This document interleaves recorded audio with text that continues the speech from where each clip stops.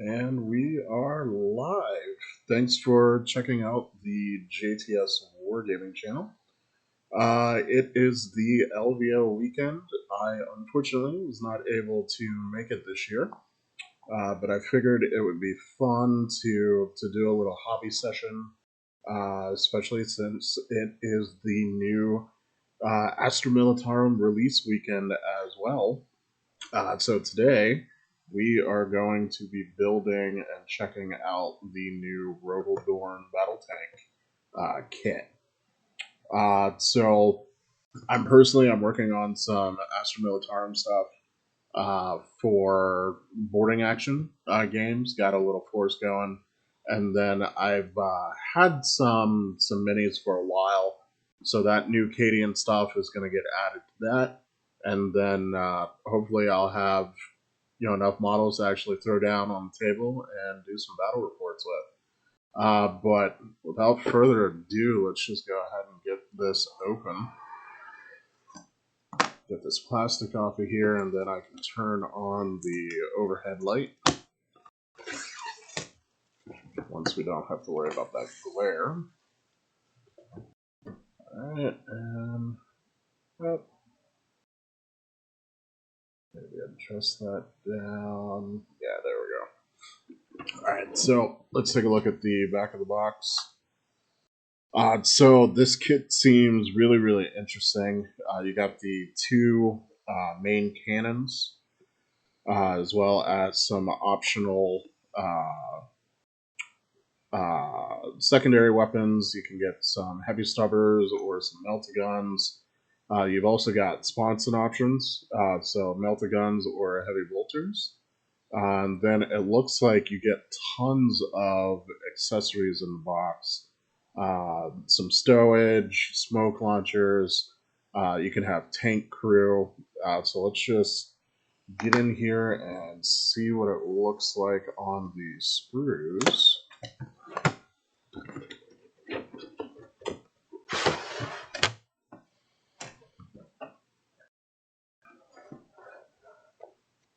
And we'll look at those instructions in a minute. So it looks like this is going to be the turret sprue as well as the top part of the chassis. Loads of detail here. Everything looks high quality, which, say what you want about GW, they do make some of the best kits around. And then we've got the track assembly, as well as it looks like some of the stowage. Extra bits are on there. Tons of stuff. You've got toolkits, fuel tanks. There's even a spanner wrench on there. And then we've got the rest of the track assembly. Looks like the exhaust might be on there as well. And then lastly, we've got a transfer sheet, which these are some really nice transfers. I haven't done a ton of the Astra Militarum kits, so I don't know if this is new or if this is the same vehicle transfer sheet that they've always had. But I do like the look of these. And using these transfers, it's a really great way to spruce up your paint jobs and really take them to the next level. So that looks awesome. Look forward to using that. Alright, let's get these back in the box and then we'll take a look at the instructions.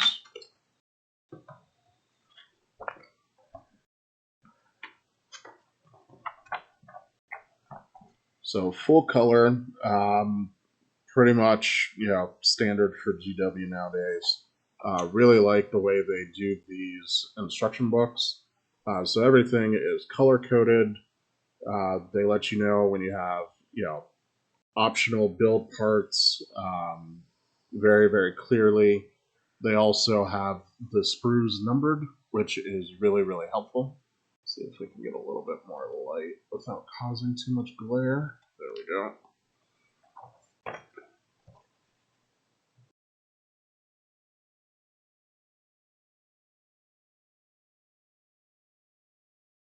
So I always like to take a flip through this first, just see if anything will kind of catch you off guard.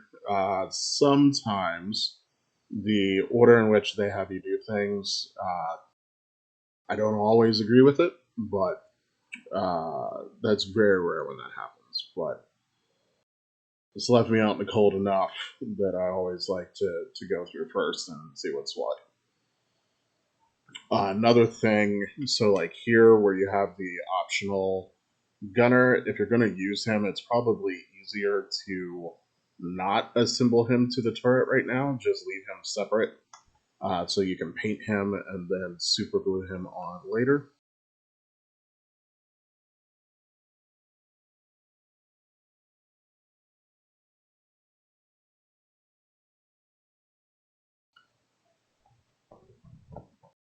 Alright, so that all looks relatively straightforward. So we're going to hop right into the build.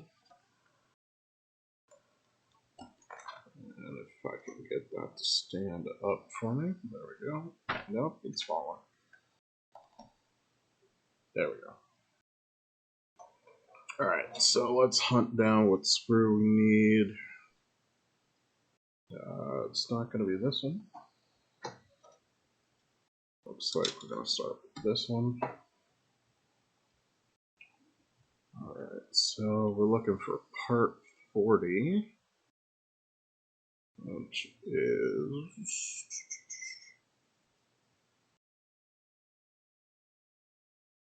It's got to be one of these two.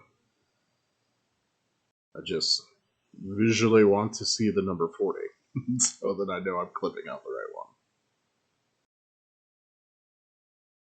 I feel like it's this one. Yeah.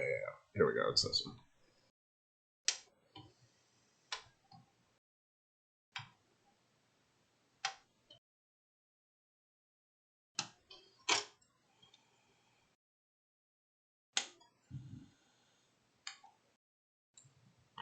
And then we need 46 and 72. 46.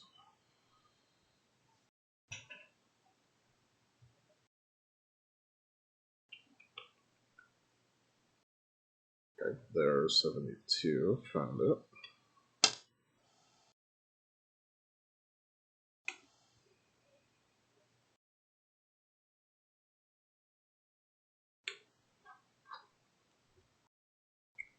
Alright, 46. Where are you? There it is.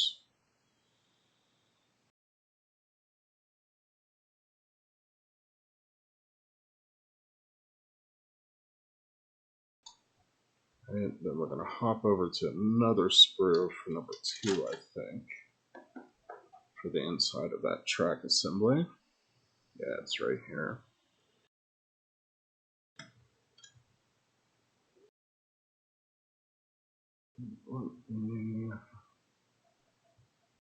There we go.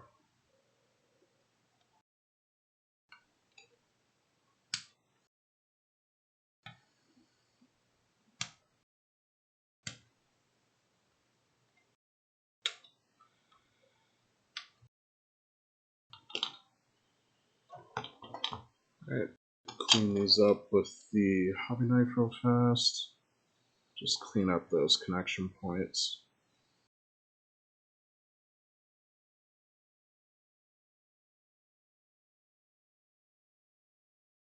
So while I'm doing this, for anyone who was watching the last video where I started working on the boarding action terrain, the Galadark set, I have started painting that.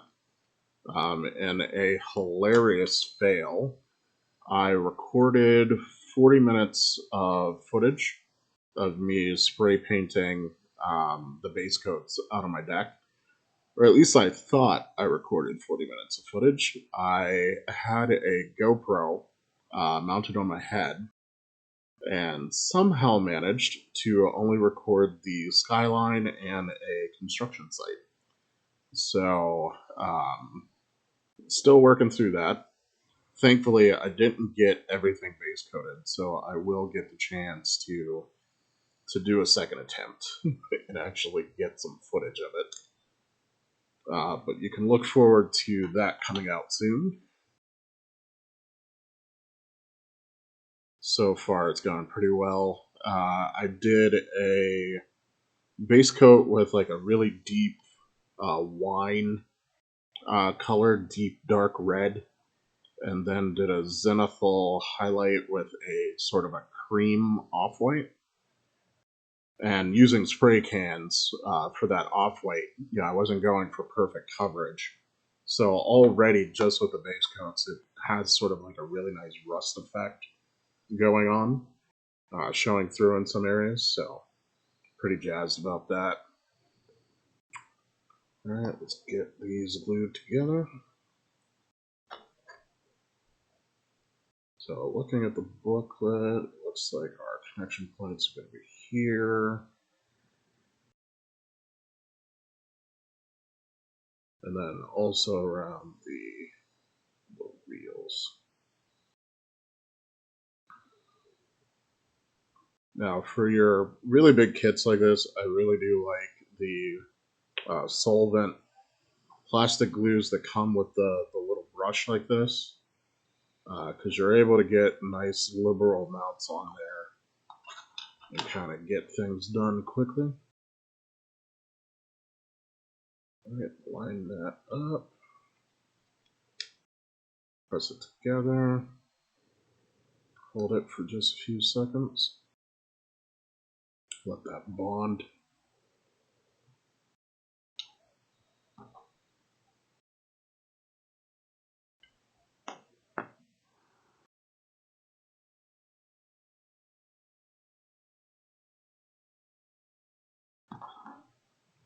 And then let's test fit where these go. Like that. Alright.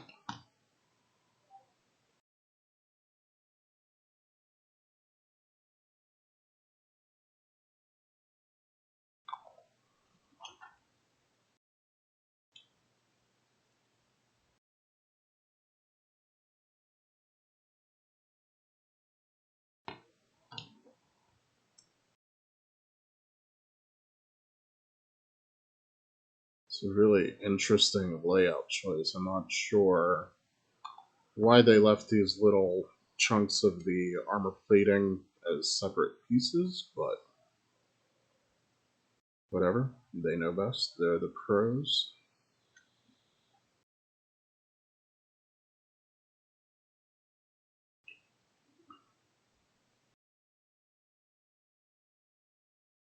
Alright, there we go. Now it looks like next up, gonna be clipping out some tracks. So let's hunt those down. Let's see, 17, 16, and 20. Okay, so here's 20. Now, some people, especially people from the sort of model building communities where, they're used to doing like the Tamiya brand, like 135 scale tanks, they will paint their tracks separately. Which, I mean, they'll do a ton of heavy duty weathering and whatnot on them. A lot of Warhammer players, myself included, will just put the tracks on straight away and just be really, really careful when we're doing our weathering. But that is an option. You could leave these tracks on the sprue, build the rest of the tank, go ahead and paint your tracks, and then super glue them on when you're done. That was 17. Let's see, where's 16? Are you on here?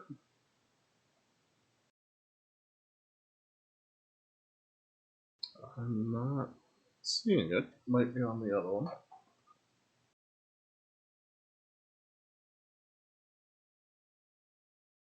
Looks like a 4-link piece.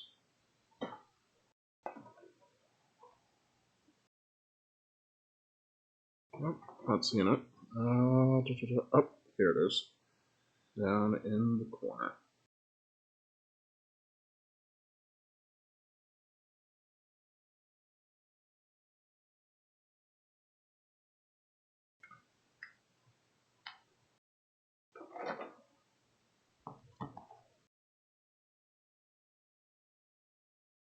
For these, you probably don't need to clean up the sides.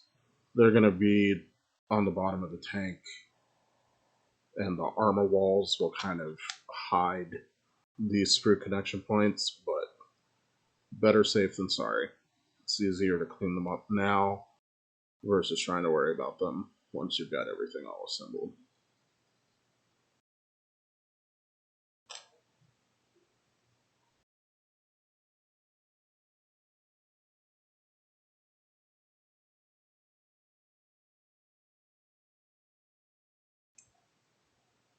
Alright, so let's go ahead and test our fitment on this.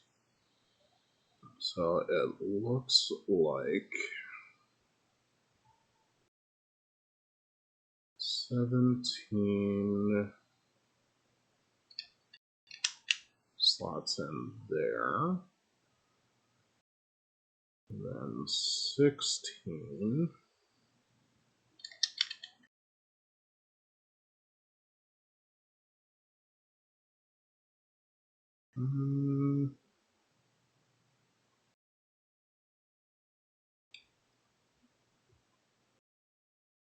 Slots in. No. More like that.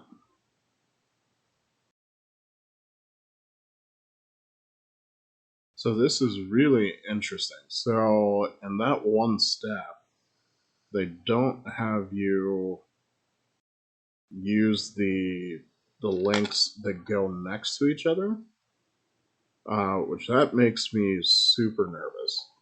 So what we're gonna do is kind of lay these out roughly where they go, and then we're gonna get the other track pieces so that we can just make sure that we have this lined up properly.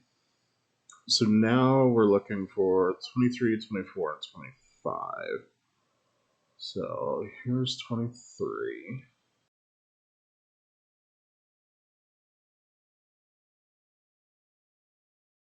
There's nothing worse in this hobby than gluing something together with plastic glue and then realizing that you glued it in the wrong place.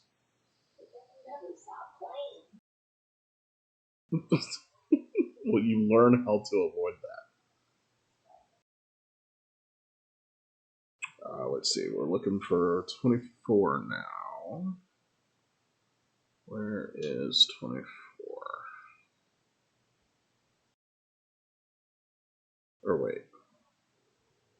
Okay, here's 24.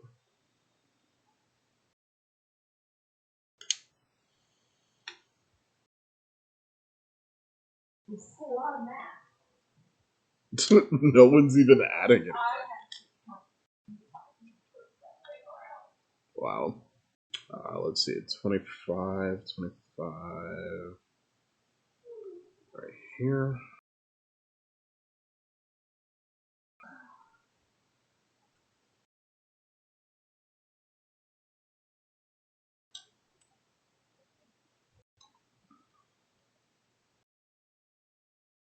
Okay. That still looks like we're missing a couple. So then there's going to be 3 9s and a 7.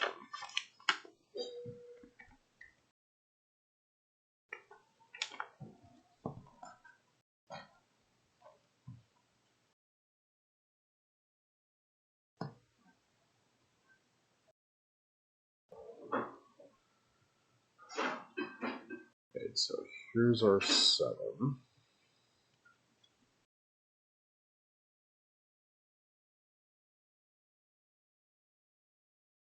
And 3 9s. Where are the 9s? Oh, thankfully they're all grouped together.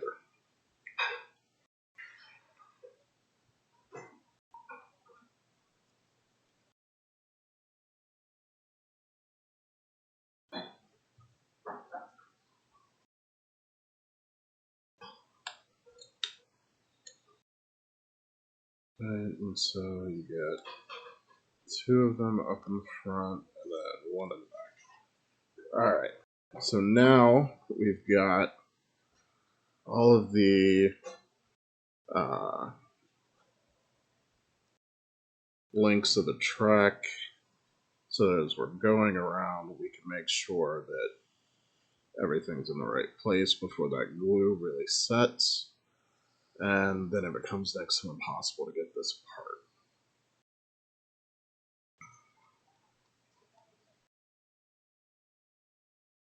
So that was a perfect case of what I was talking about earlier, where sometimes the order in which they have you do things is not the best way to go about it.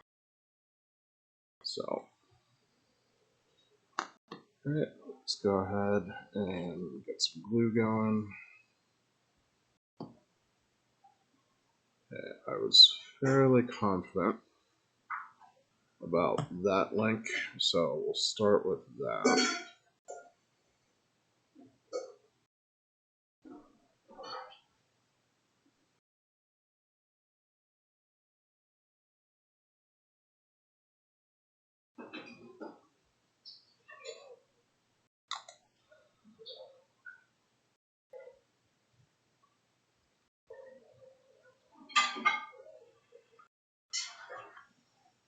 And then next, this should just slot in there.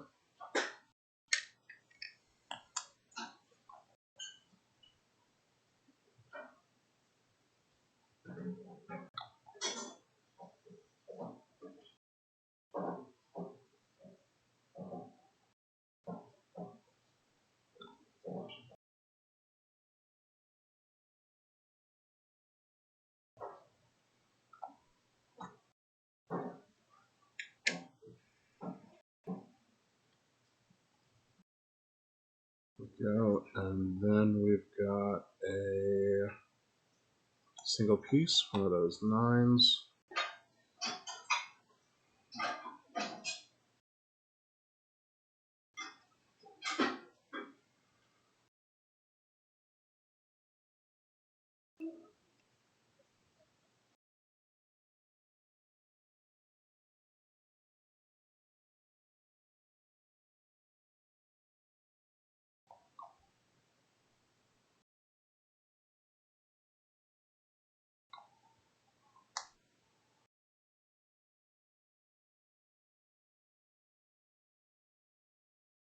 Right, and then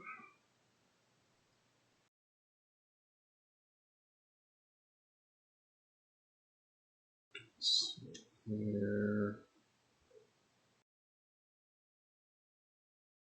Oh, did I confuse myself?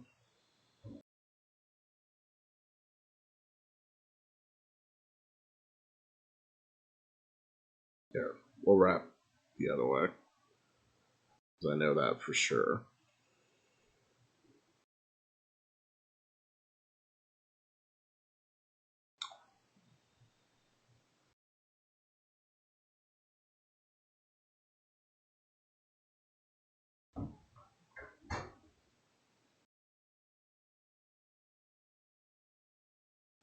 So going through this feels very similar if you've ever built the plastic Lehman Russ kit. The track sections seem to be very similar to that. However, it's just bigger, which is actually kind of nice.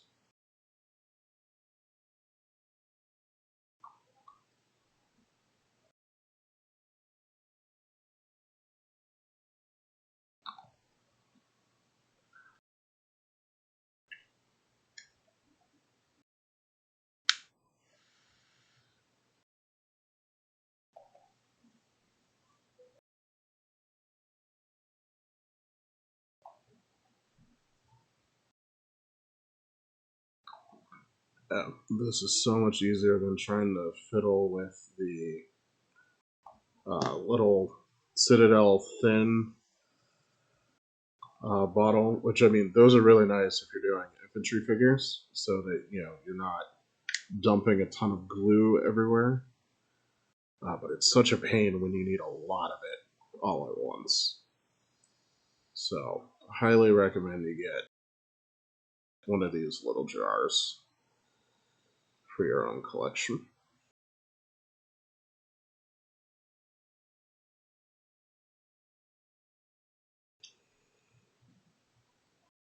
And done. That is one track completely done there. So let's set that aside, and we'll start on the next one.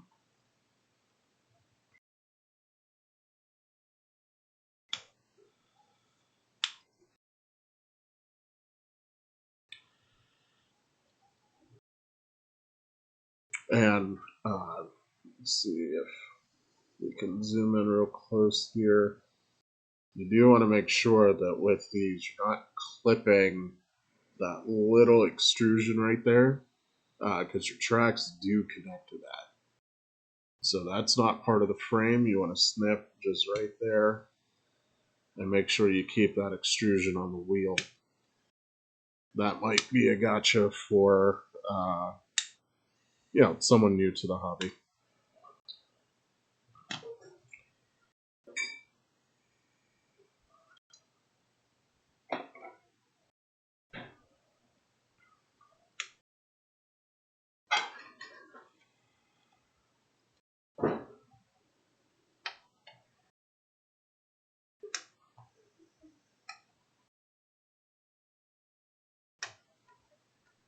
Alright.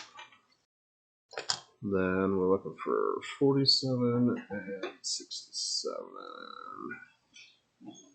And I don't think they're on there.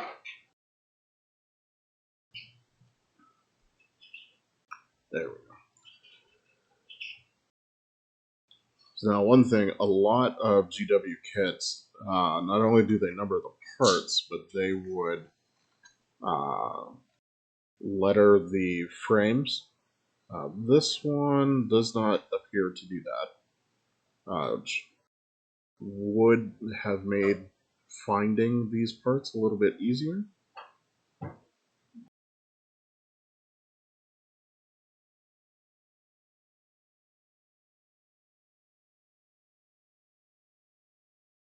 Alright, let's go ahead and get that housing all assembled.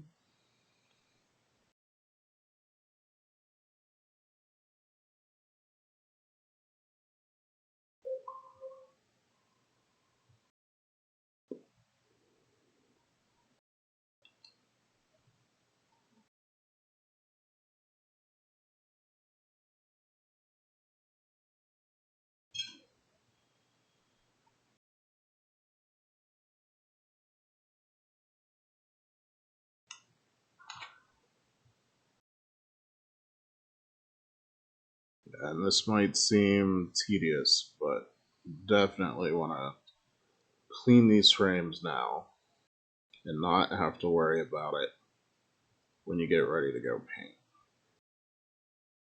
It's always worth it to put this little bit of effort in up front.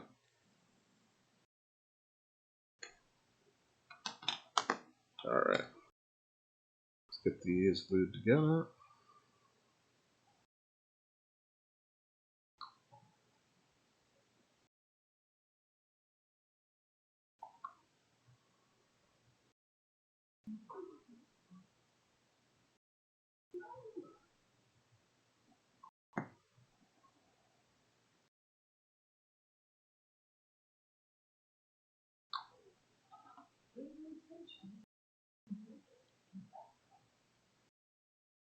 I don't.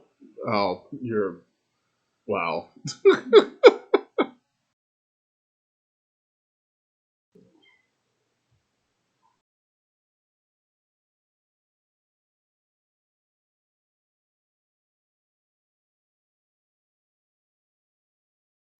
Yeah, just hold that.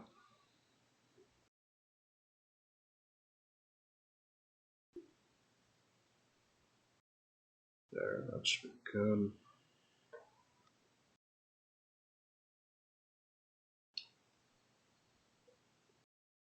Alright, that'll fit like that.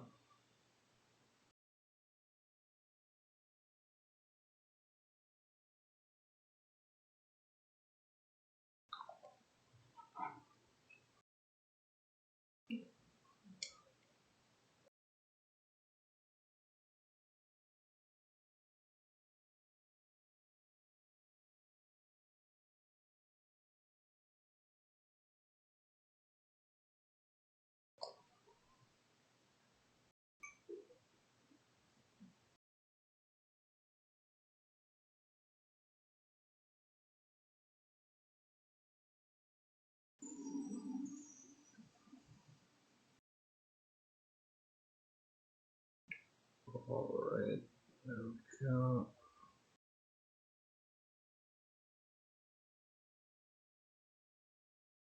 Alright. Now let's worry about these tracks. So it's going to be pretty much the same deal. I'm going to go ahead and clip them all out and kind of set them around.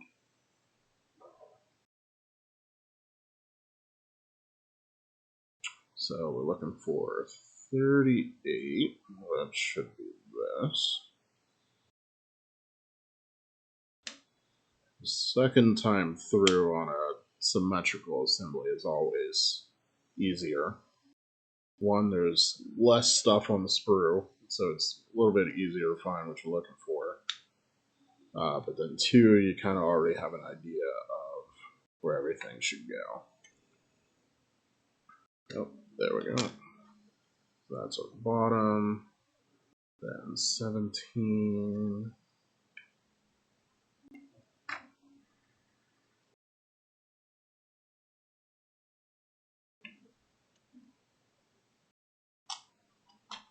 Goes there. 28.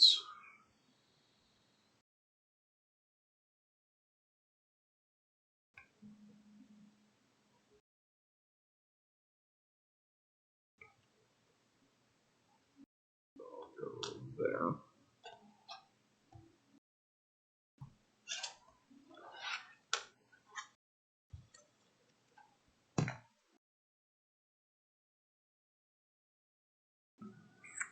Uh, 23 will be up top. That's this.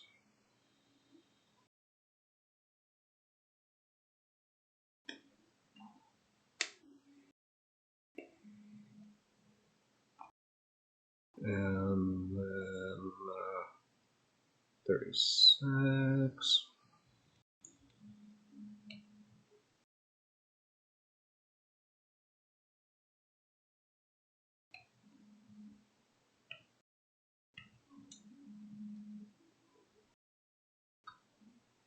Thirty-six is in the front. Yep.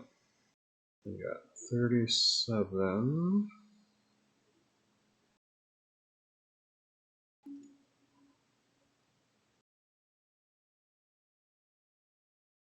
Be there. Then 29 right next to it.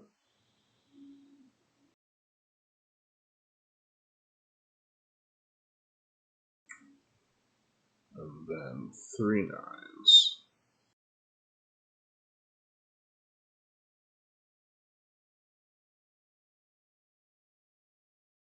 Oh, it looks a little dark. Let's get just a little bit more light.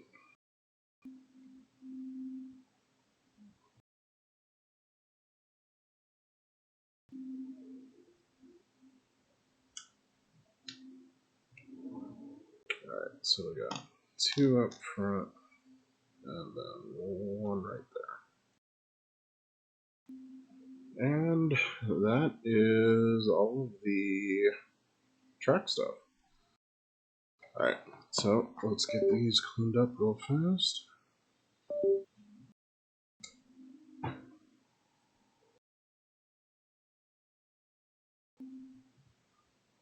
And I could probably use a fresh razor blade, but I don't actually want to go stop to hunt those down. Well, I don't know exactly. You don't even know where your fish is.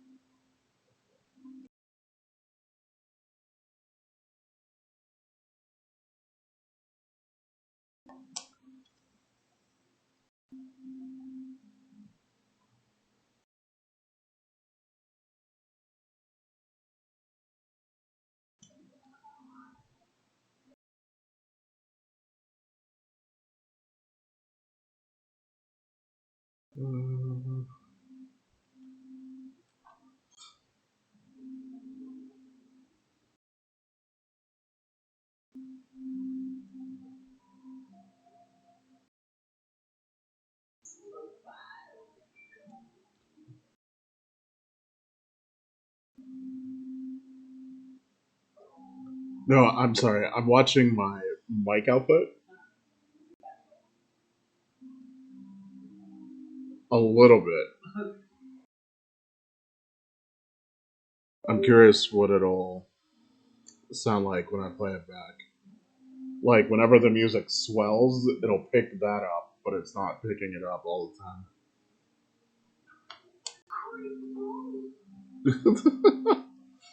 Start screaming like, Wow.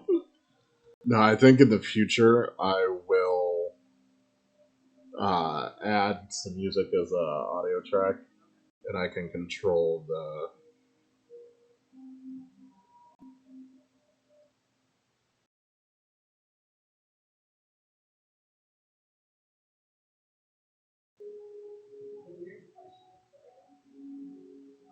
are you actually going to play something? Yeah. Or is it going to sit in the room with the 6 million other models that aren't paying rent? So, I don't know if you can hear my producer slash fiance hating, but little does she know, she will be the one playing. What?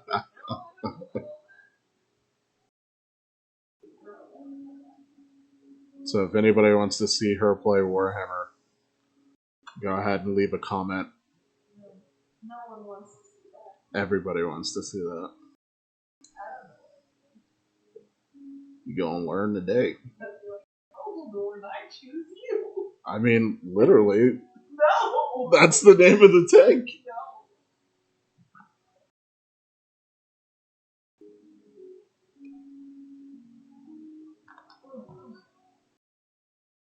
You can think of Warhammer as Pokemon with guns.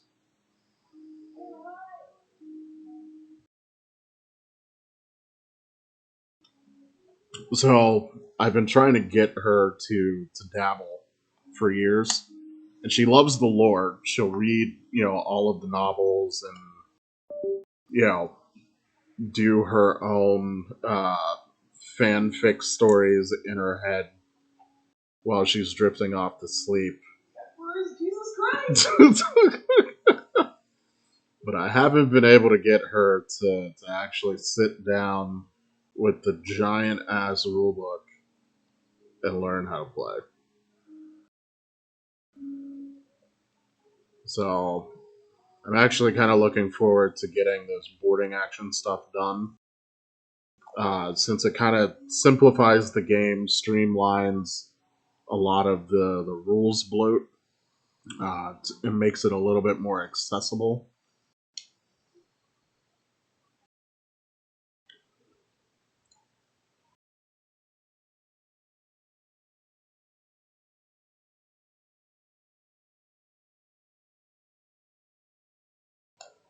Eventually, though, once I uh, get the terrain all situated, I may open things up for some people in the local community if they want to come over, get a game in. and film it. So we'll see. We'll see how that goes.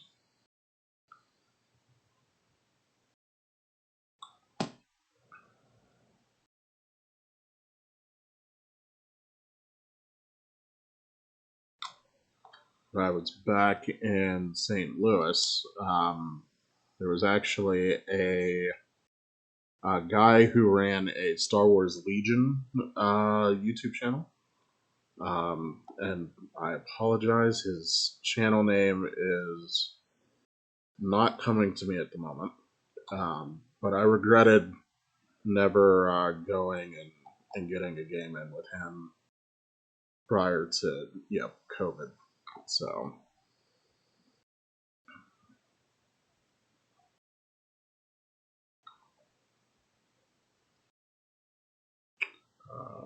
this goes like this.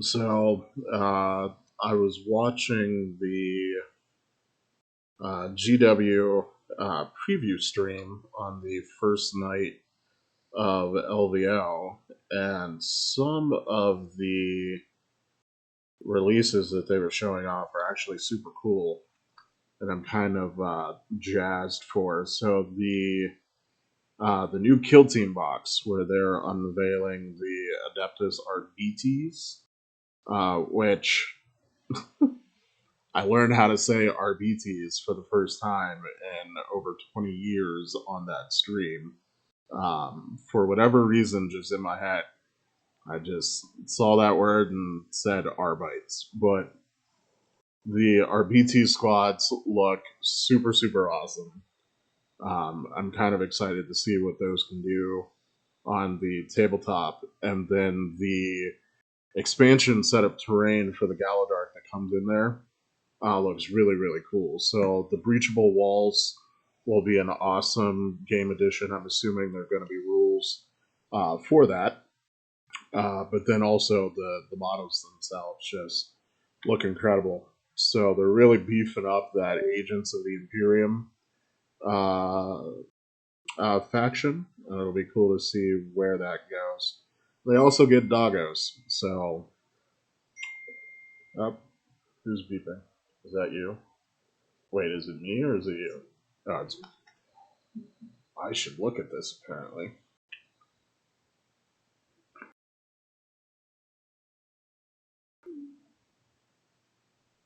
What?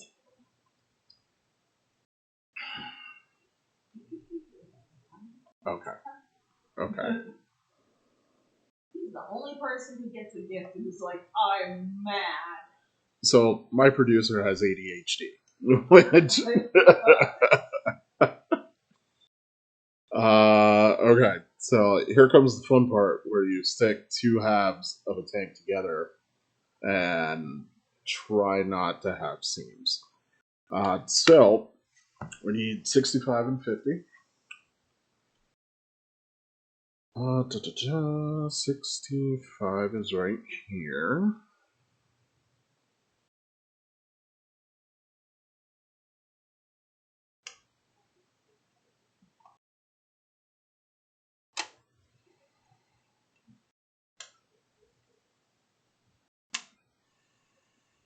And we need 50,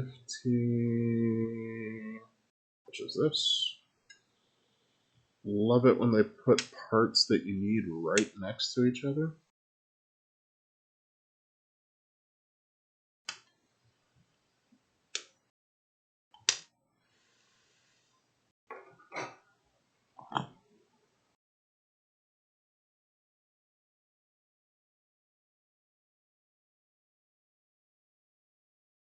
Now, it's actually been a really, really long time since I've had to build a non-resin GW tank, because I've been immersed in the world of 30k for almost a decade, and I play Mechanica mostly, so all of my tanks were resin, and they were giant blocks of resin, and they were very easy to work with.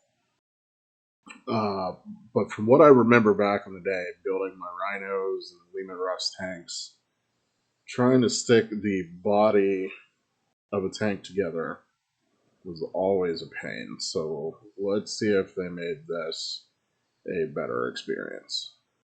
So these would be oriented like this. And so this is up front, and this is in the back.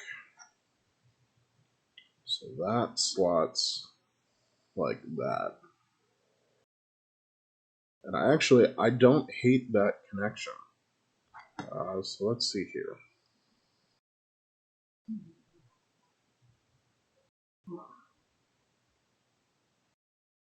What are you saying? Spotify.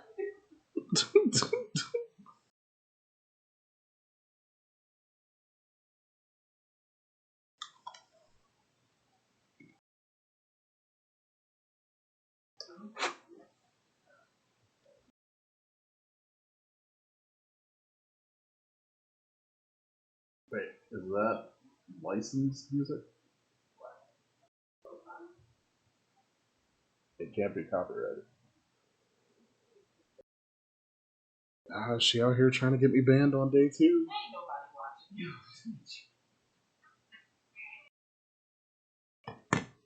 I'm the biggest.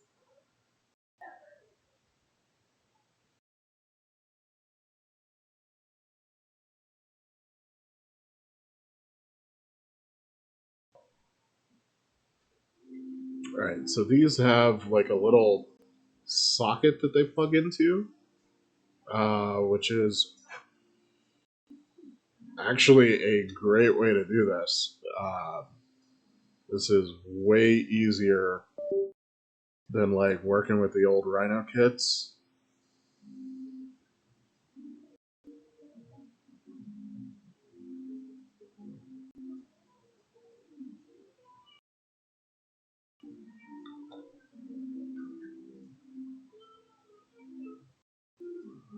Yep, that just slides in.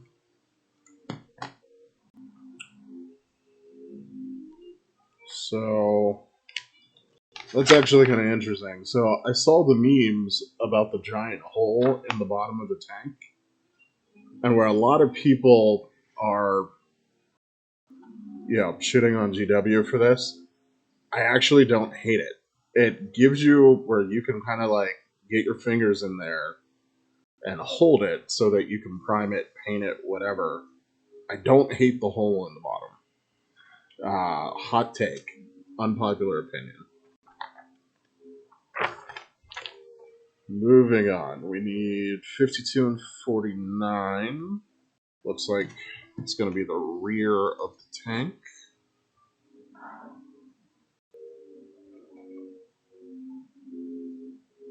So here's 49.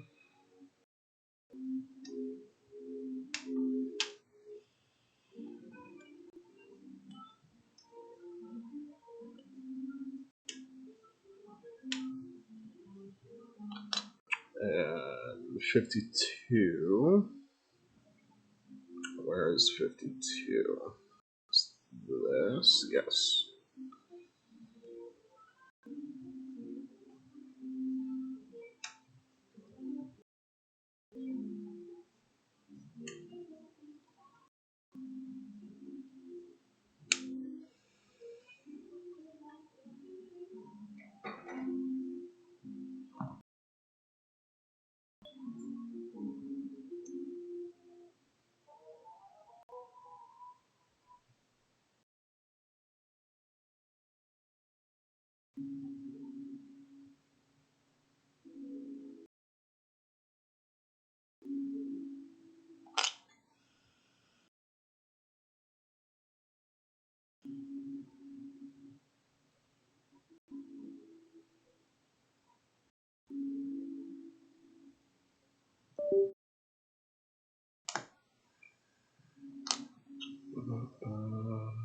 So here,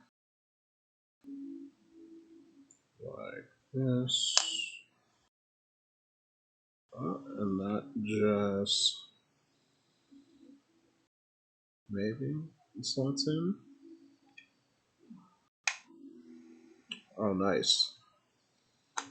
Okay, so they actually, you could tell they have spent time redesigning how these tanks fit together. And this is so much easier than what it used to be back in the day.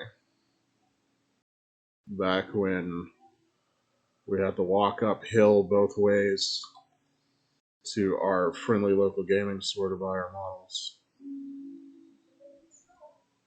What? Oh, right, the snow. It was always snowing.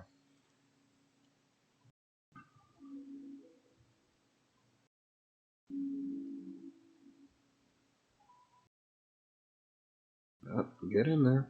Come on. I just did it.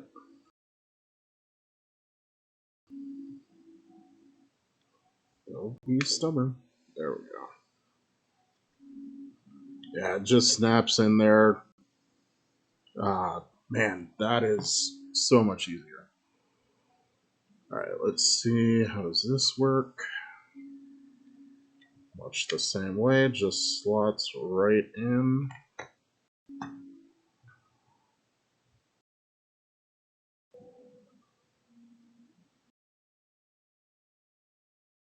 Now, for these pieces that sit right up next to each other, you do want to make sure that you clean those off real good.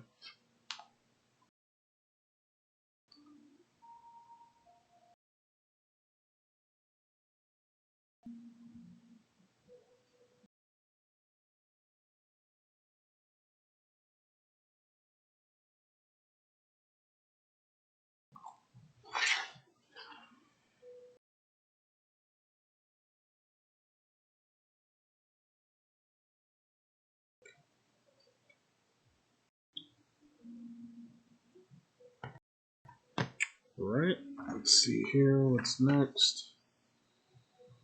Now we're going to switch to the front, so we need 131 and then the top of the hull, which is 129. I think that's all on this sprue.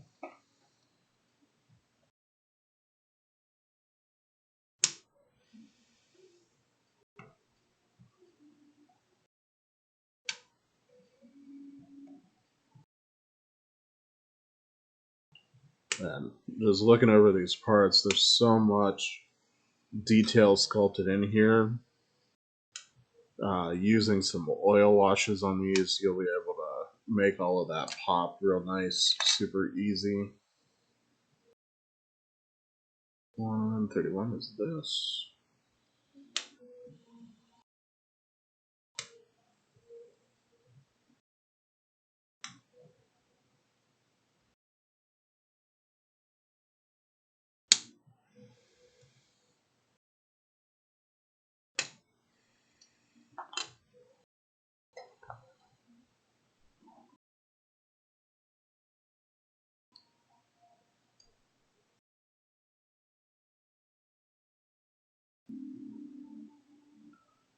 There's not really a good way to clean this.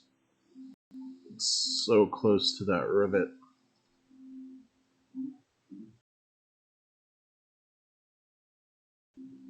That's as good as that's gonna get.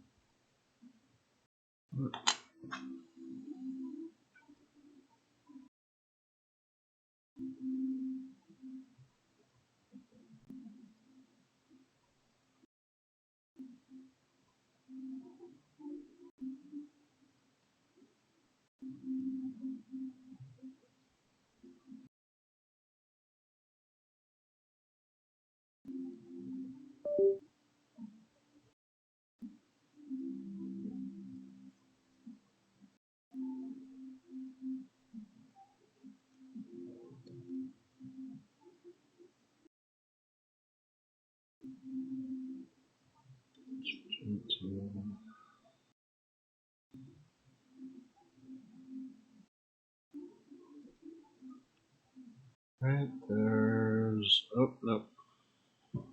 Missed the front.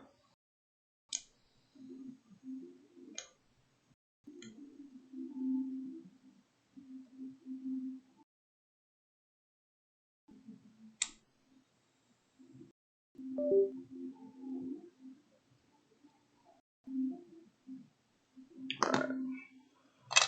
Let's get these glued. So this should slot.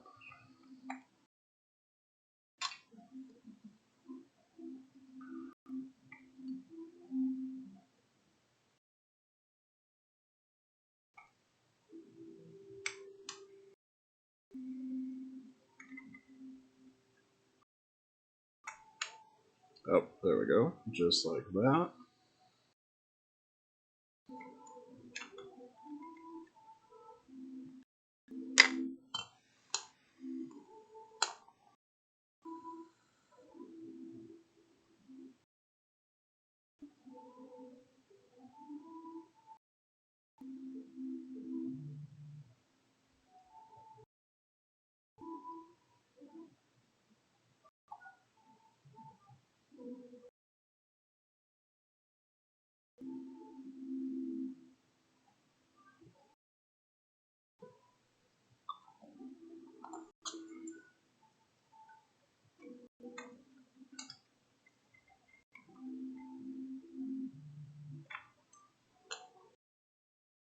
So I should probably put some glue down here as well.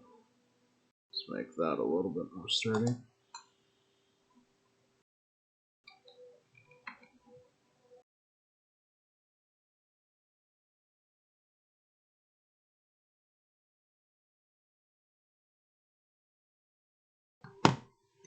And let's see how this sits.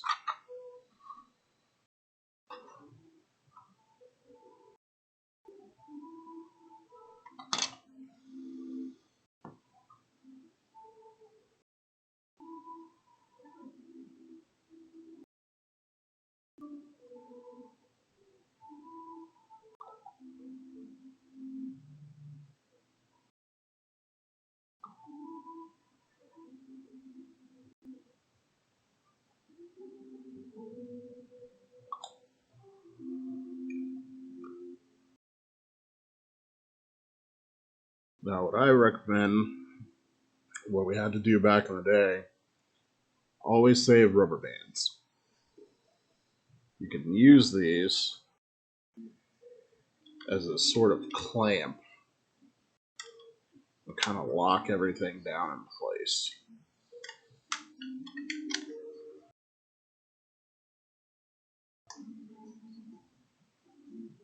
This will keep everything nice and tight while that plastic glue has melted the plastic and welded it together. This will clamp everything down tight. So once that plastic rehardens, it'll eliminate a lot of your seam lines and such. So we'll set that off to the side. Let that work its magic and keep on trucking. Alright, so looks like we got fenders and some exhaust up next. So 39 and 54.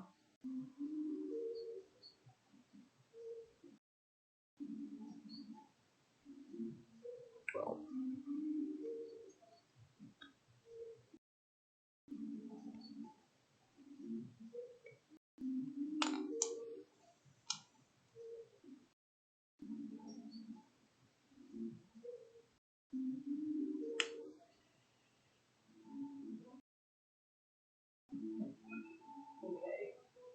I literally was like looking for screen for it.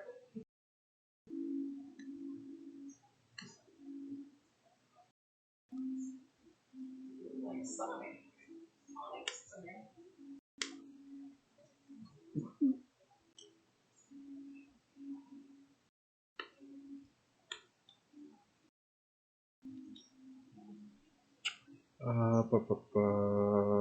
Alright, that's everything but the thing that I originally was looking for. Those are here.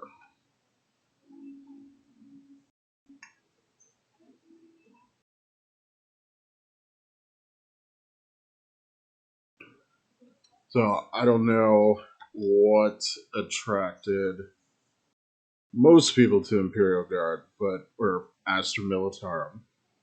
Sorry, I'm showing my age, but for me it was always the tanks. I've always been a little bit of a treadhead at heart.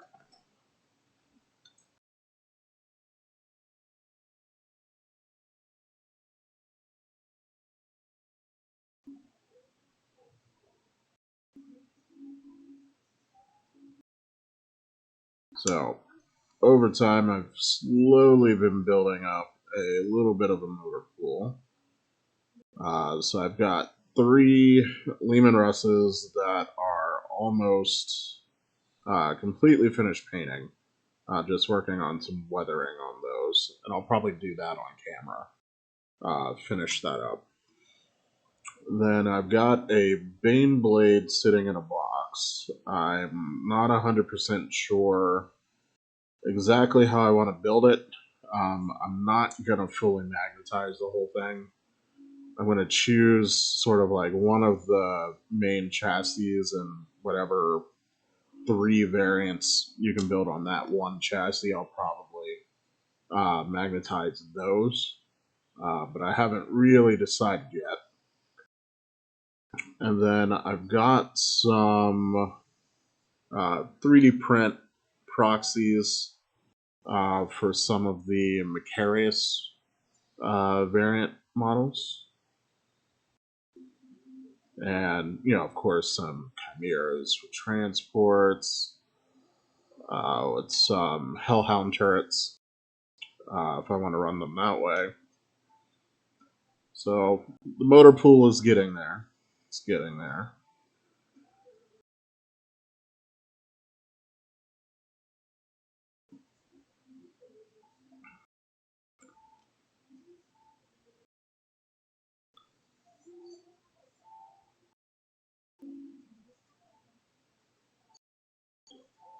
Alright. These, I could leave those on for a little bit longer. So we'll go ahead and deal with these first.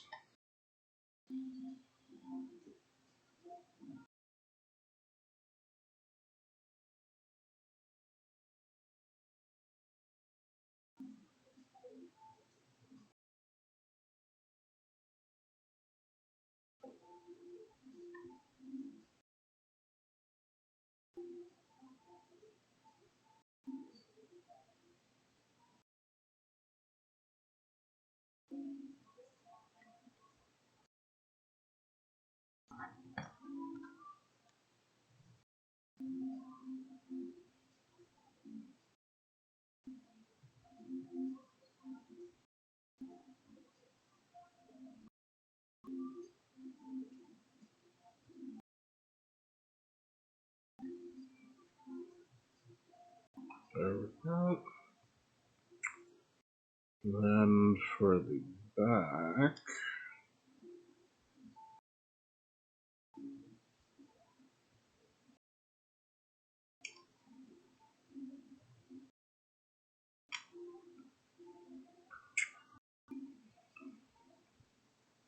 those slot in like that. Where did they go? No, they go like this. Okay.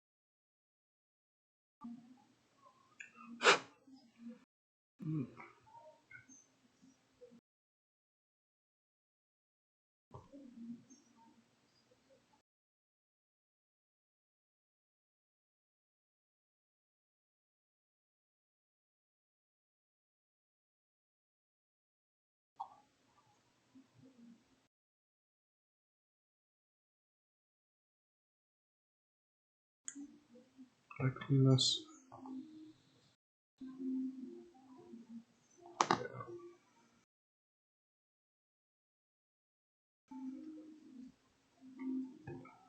Alright, what do we got next? Looks like some windows and hatches and lights and such.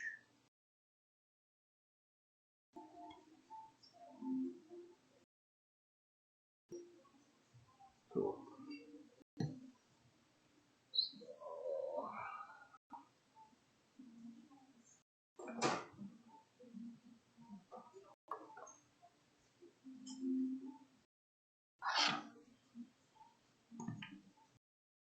Alright, so 116 is over here.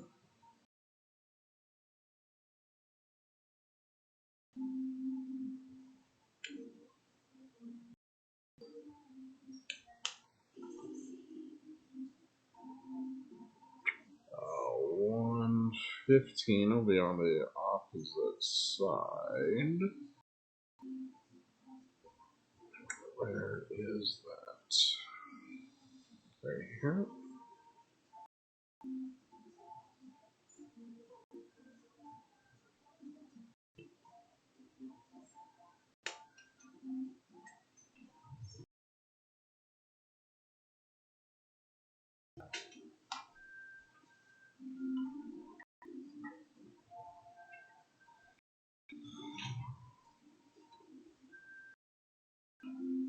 Dropping parts. The bane of a Warhammer enthusiast.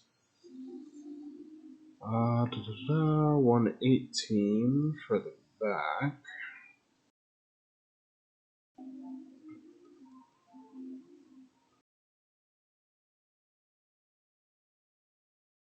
Where is it? Oh, down here.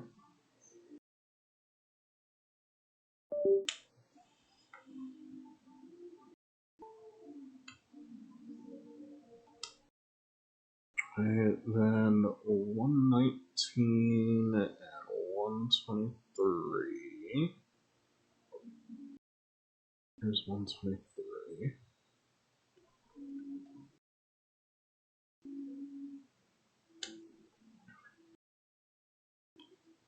119 right next to it.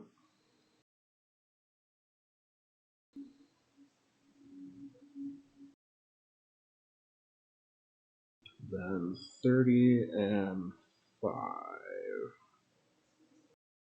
for the lights. Where are those?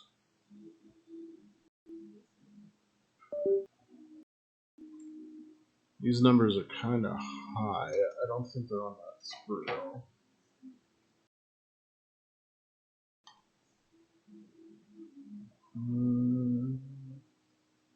Oh, I don't think it's on that one either.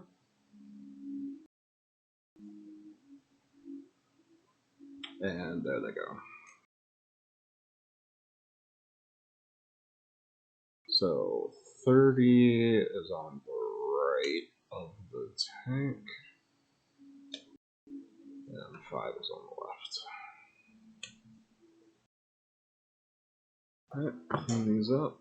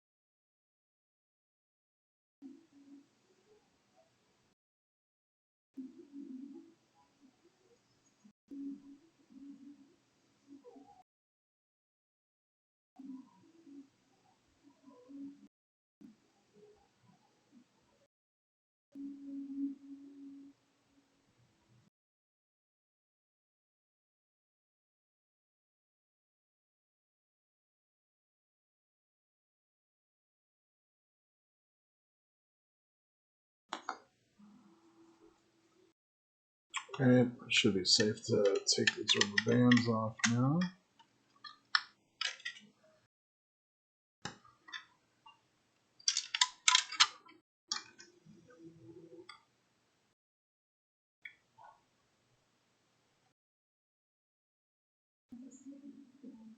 These are all keyed, which makes them very easy to get into place.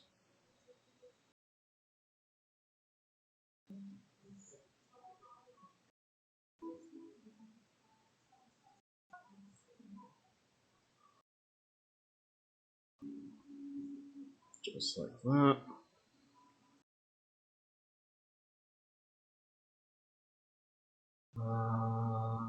This one's in the back.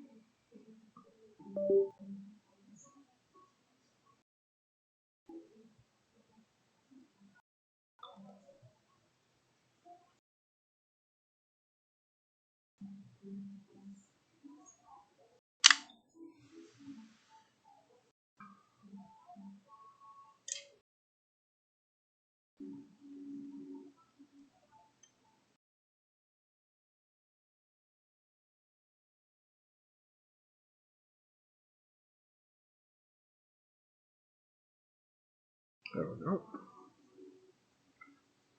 And the front. Cool, that just sits there. This should just sit over that gun mount like that.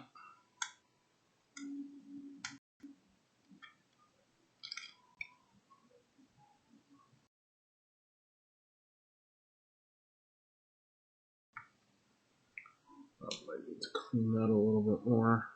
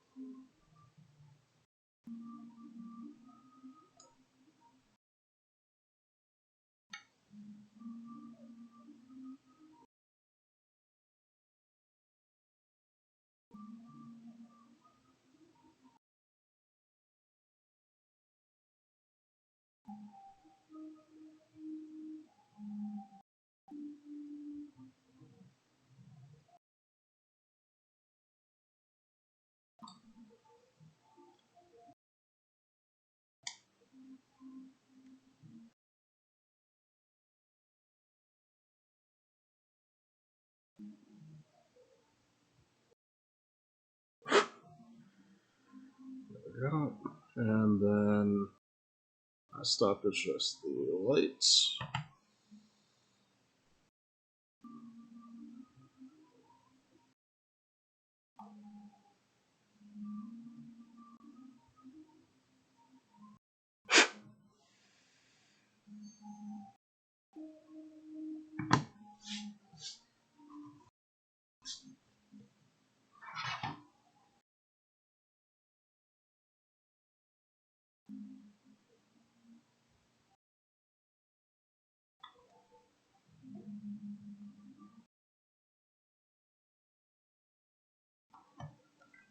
Alright, let's see what's next.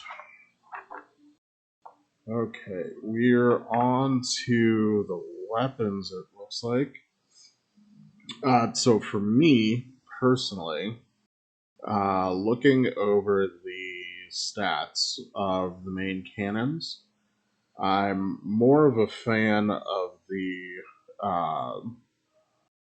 giant gun. I forget the name of it. Here, let me grab my codex real fast. It does have a suitably ridiculous name.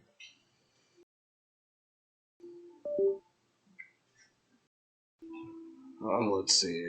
What do they call it?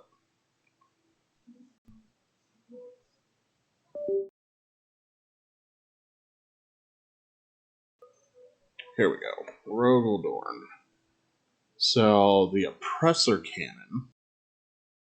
So, getting D6 plus 3 shots, and hopefully the camera is picking this up okay. You can see it. You can read it.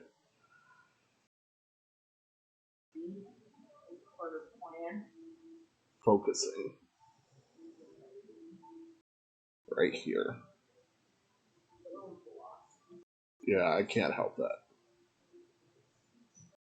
Here, we'll go way up there. There you go. You can see it now?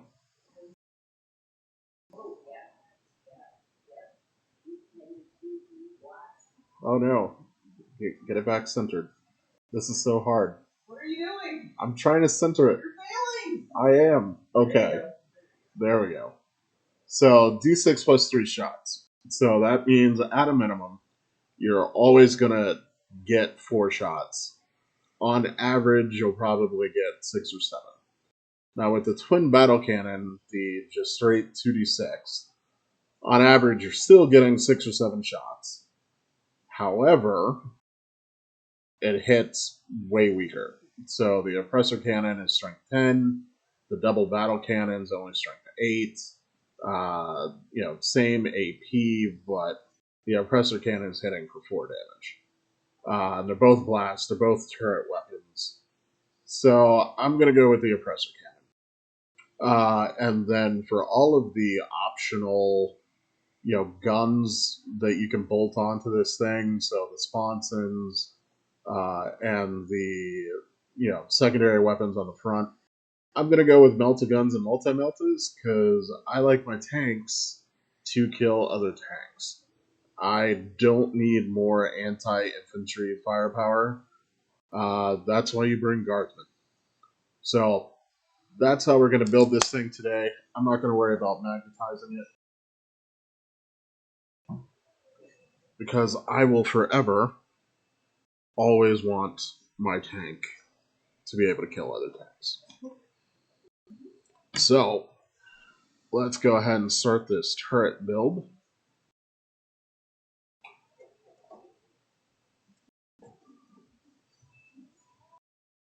So we're looking for 103, which is this.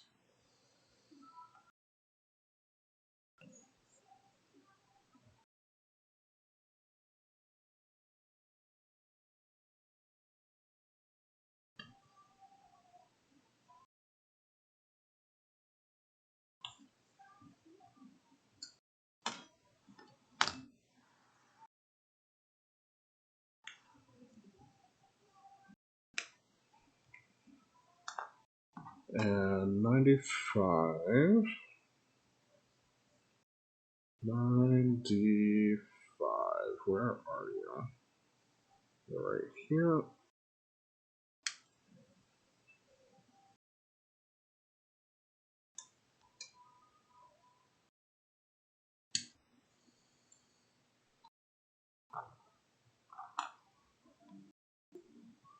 And similar to the tracks, I'm going to go ahead and get everything cut out, clean it up, and then kind of assemble it all in one go. So, what have we got here? 86.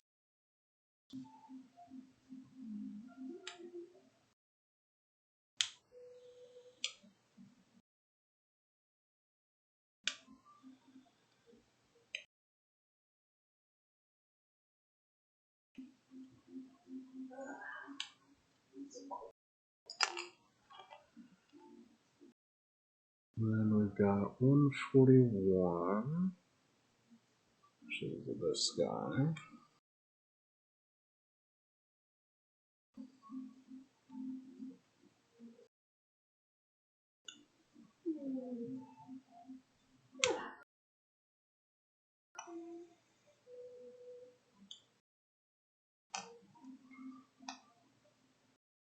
And 138.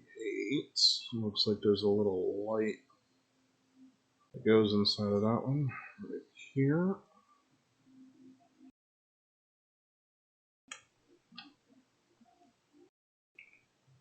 And then 94.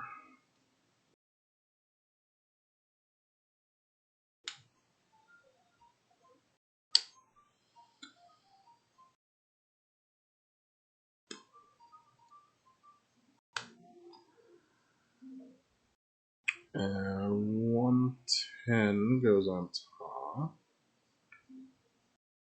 110, where are you?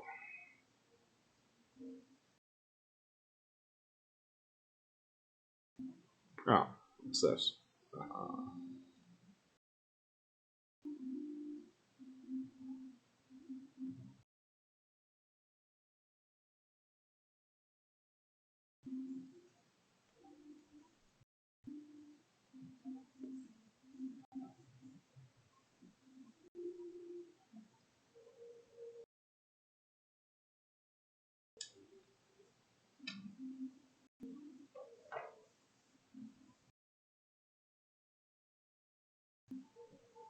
I have the sneaking suspicion.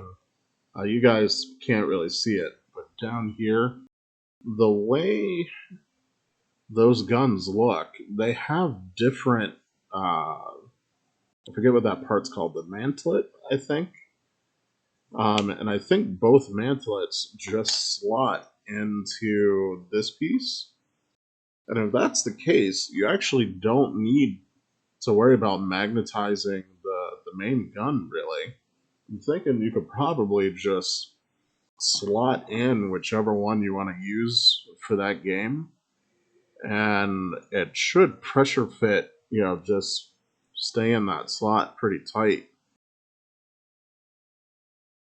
So we'll check that out.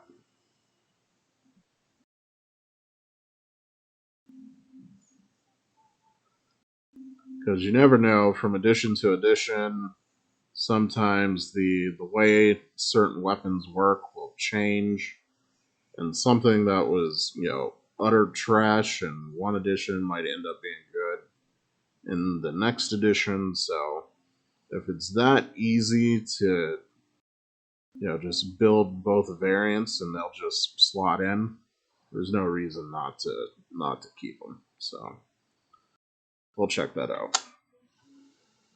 That'll actually be really cool if they design the kit that way.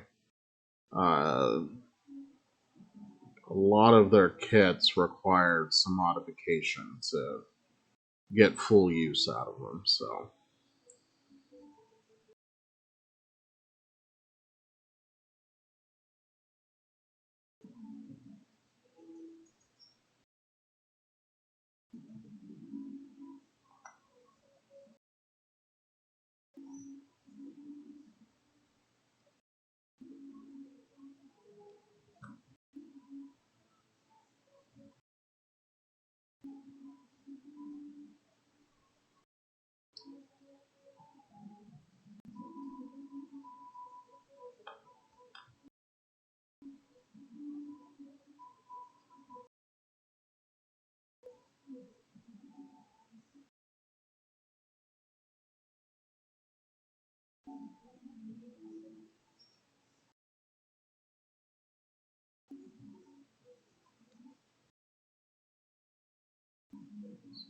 Almost there.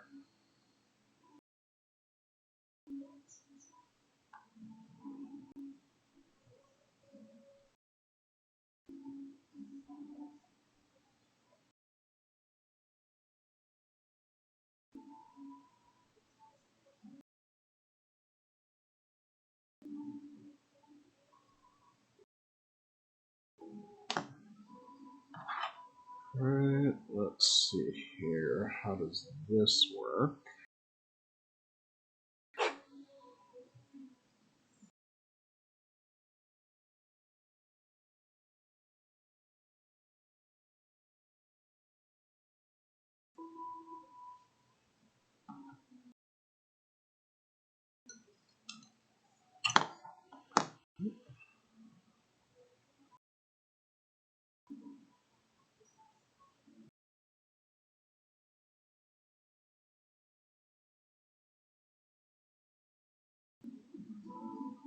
Does it come down from...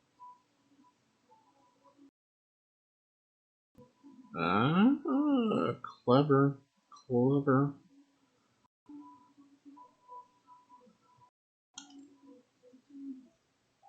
Alright, let's get some glue in there.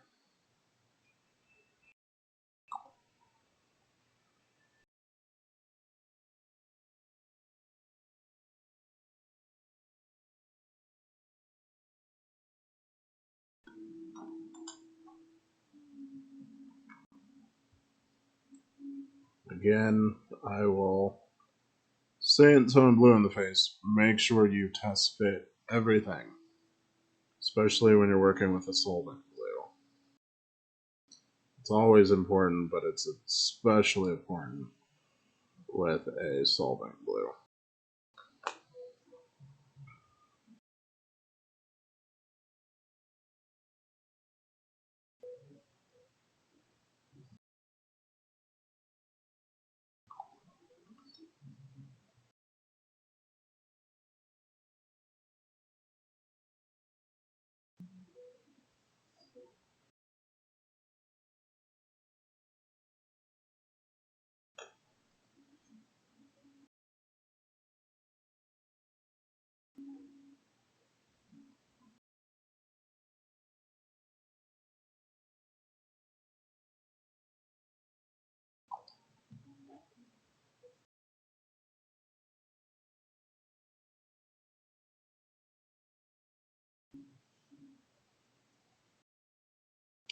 Okay. Now this part, they say don't glue it. And the reason being, once it's slotted in there, you can get some rotation for the elevation of your gun. However, we'll see how much rotation they're giving you.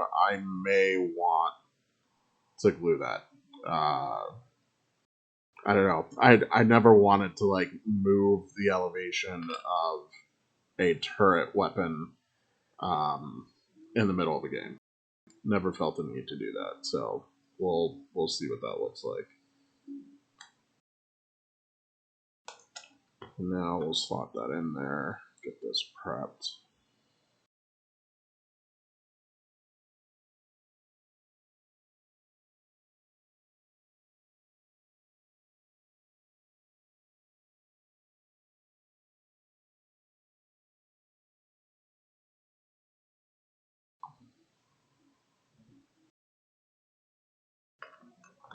Yep, get back in there.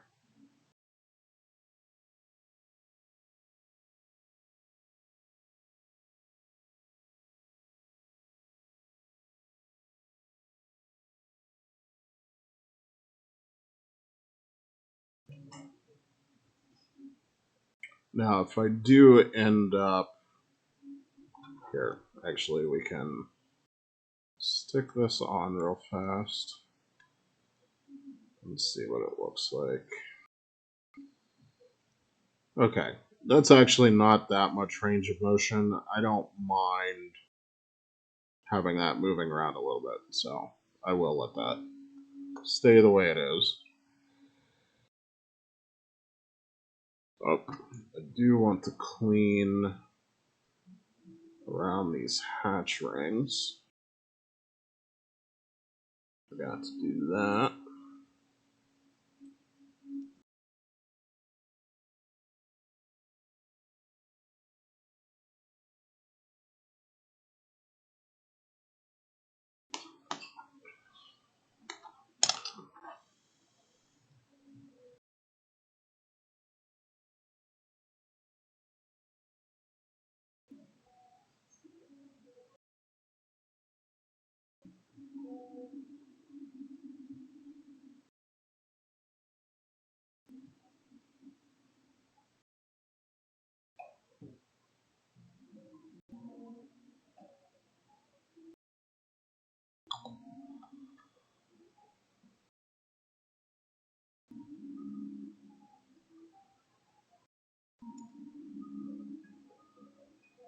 Now, similar to the body, I'm going to go ahead and use a rubber band to clamp this together.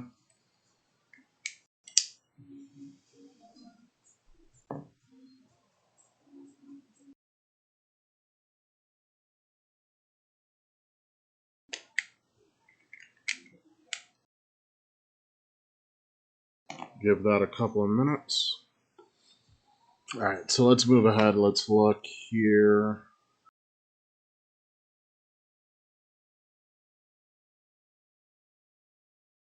Alright, so the big thing we're looking for, these guns don't use the same parts. So the guns are all different parts.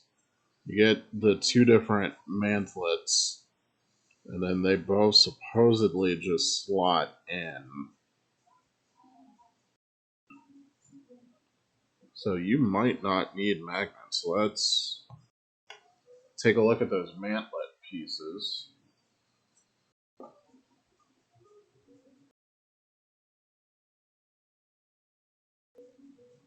So 106 is the gun that I want. So that's this one.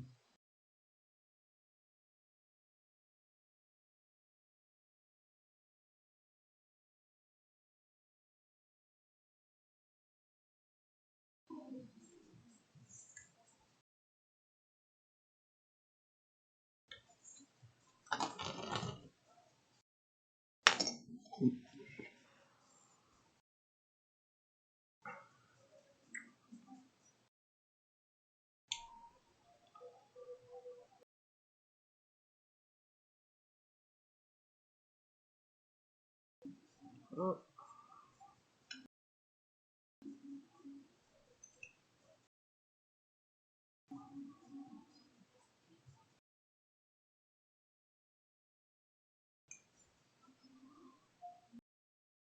actually, before we do that, need just a little bit more pressure on this turret. I noticed some of the pieces weren't locked down quite the way I want them to be.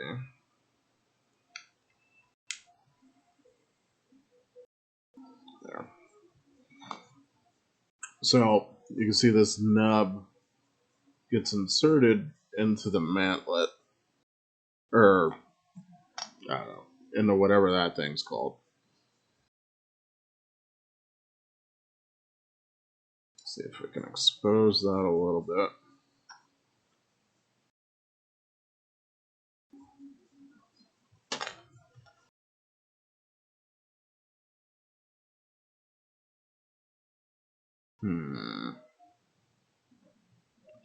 So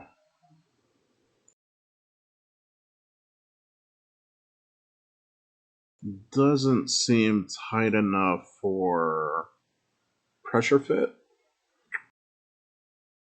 But if you really, really wanted, you could magnetize this, just that single bit, and have this held in with a magnet. The other mantlet uses the two side prongs. Yeah, so if you drilled a hole there for a magnet and a hole there for a magnet, and then put a magnet in here, drilled a hole, you could probably go ahead and magnetize those fairly easy. You could do some blue tack down in the hole, and that'll grip this and make it pressure fit. But I'm not going to worry about that right now. I'm just going to go ahead and build the gun I want. And yeah.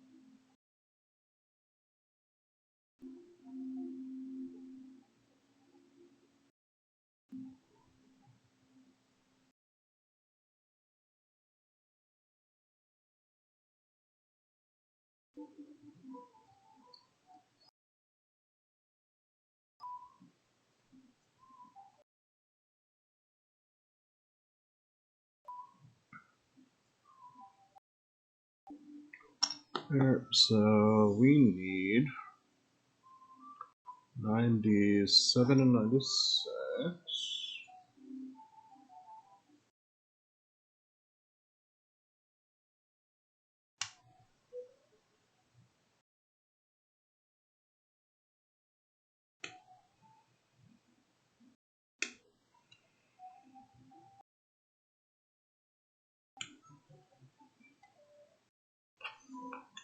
And then 96 is on the opposite side.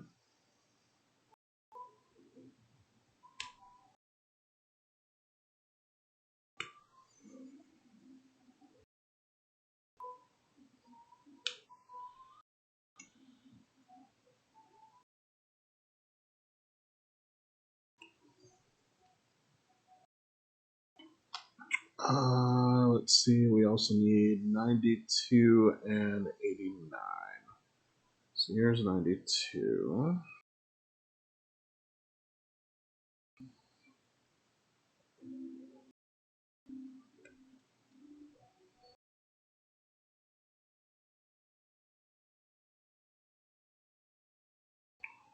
And where's the other part of my gun? Where is 89? There it is.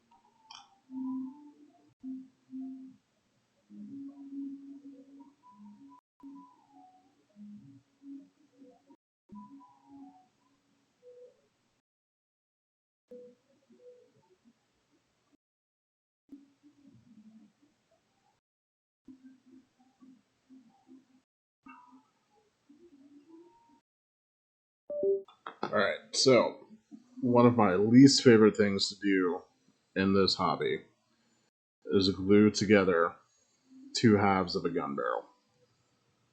It is very annoying and always messy.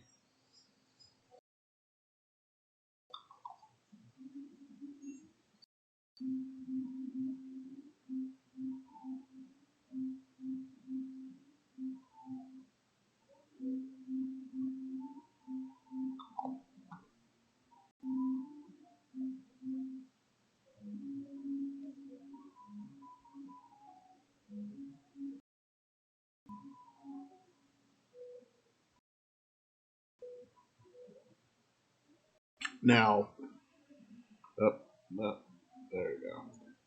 You guys can kind of see that seam. If that bothers you, you can take a little plastic glue and kind of smooth it, and then take your hobby knife once it's dry and like scrape, and that'll get rid of the seam for you.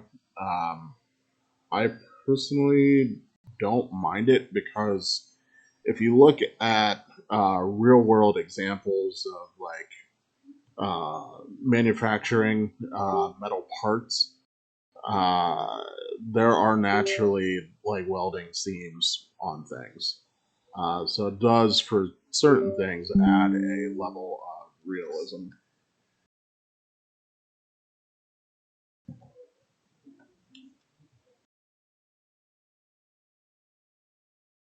That seems to be holding together okay. Let's go ahead and do the autocannon.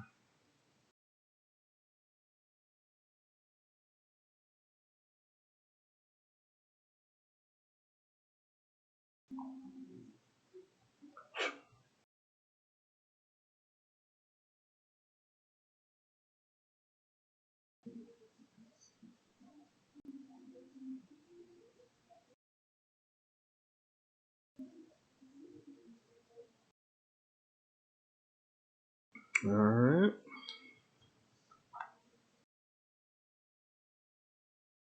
It's kind of hard to screw this up. It really only goes in one way. It is keyed, which is pretty awesome.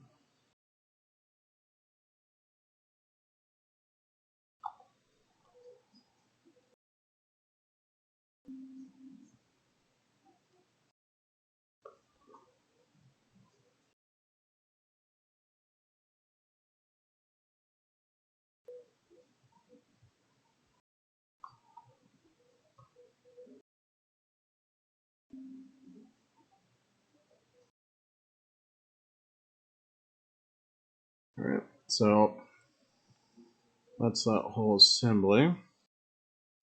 Let's get these rubber bands off of here.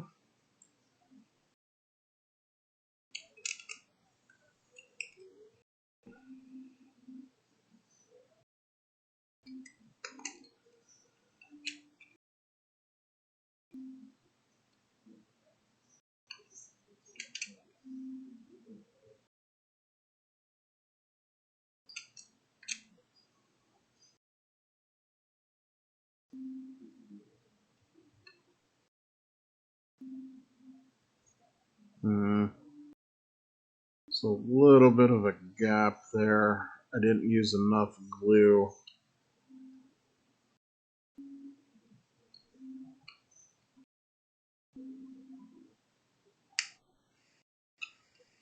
It's gonna bother me.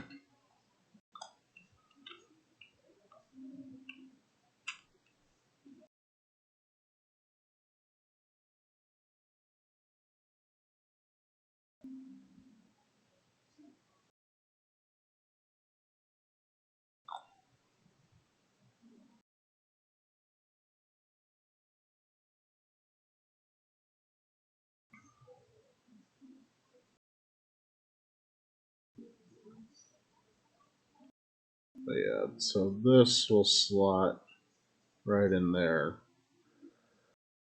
It's not quite tight enough to hold it in on its own, though.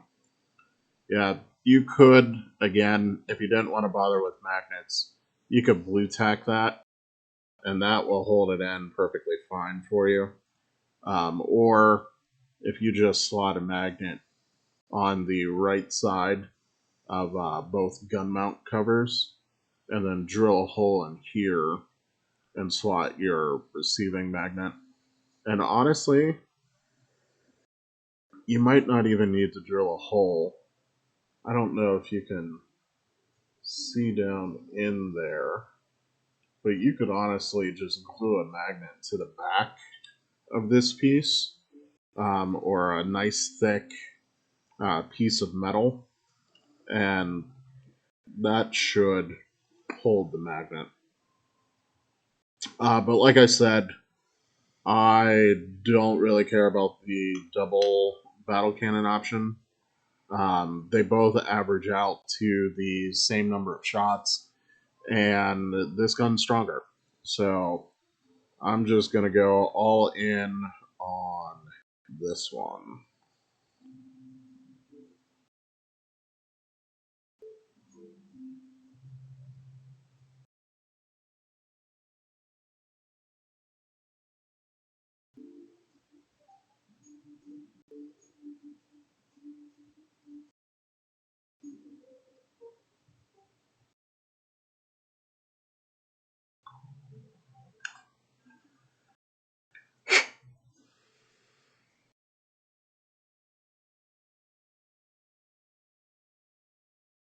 Oh, you can actually put a little bit of glue right there. That'll give you a better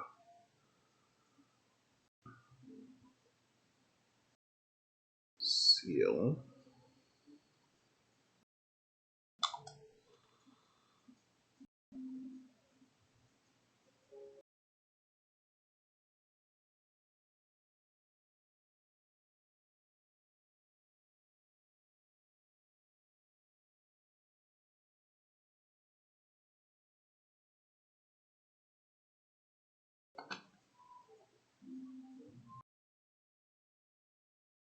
Set that to the side.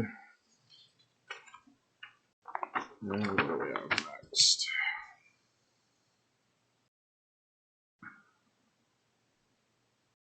So, now me personally, I like having my things painted. I don't like having extra things that aren't really part of the tank that I need to go paint. So I normally leave the crewman options completely off of my minis. The downside with this gun in the back, it appears that the controls for the gun, they don't give you a version without the arms. So that back gunner appears to be mandatory, which I'm not a fan of. I'd rather just have the gun, mounted up on top, or maybe at rest, sort of like pointed down toward the back. But for these other hatches, we're definitely modeling those closed. It's just by the time I'm done painting the tank, I don't want to have to worry about now I need to paint more guardsmen or more whatever. So it looks like I can't get away from him, so he can be on the back, but everybody else is going to be tucked away nice and safe inside the tank. So let's go ahead and get started on that. So we need 114 and 112.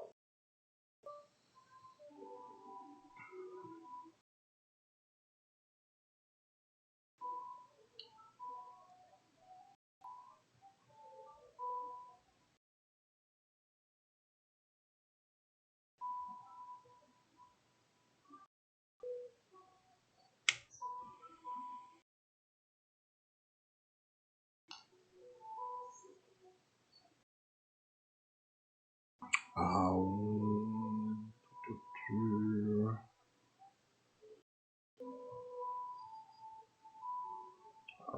5 is the ammo box for the gun.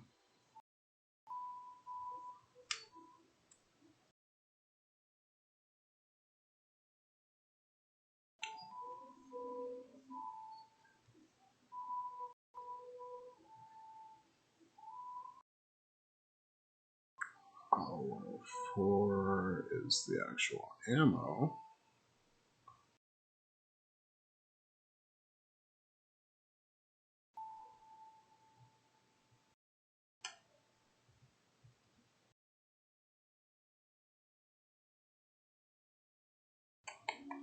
Uh, 112. I'm still looking for 112.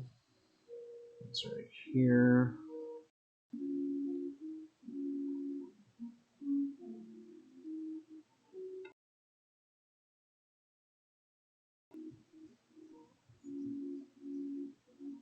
Then I need 111 and 107.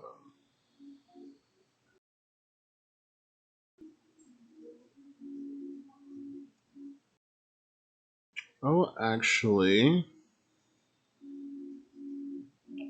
I see handles with no arms attached. Hold on.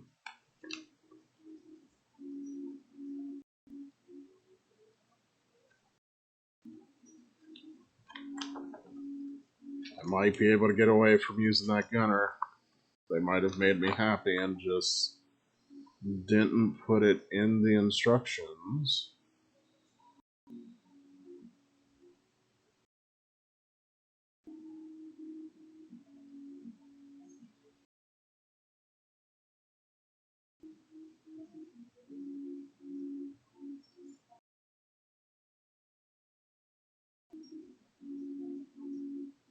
Seven, 111. Okay, so interesting. So the top gunner, as well as if you buy an additional stubber, uses the same arms.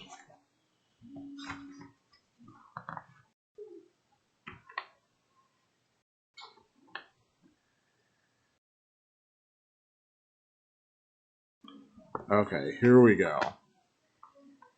So 107 and 111, they put there for if you don't want a gunner. Nice.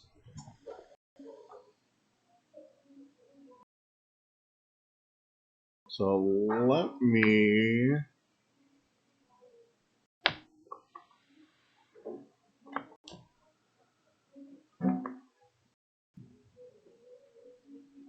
I think that's a typo, actually. So they have 107, 111,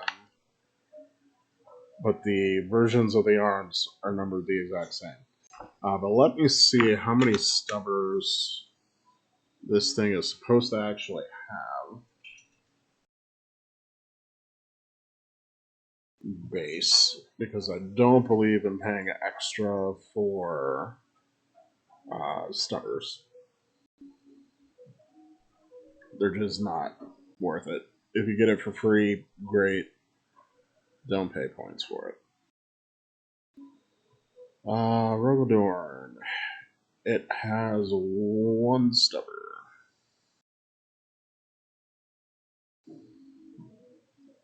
Sweet. So I will go ahead and put the stubber in the back. And so I only need one set of these handles.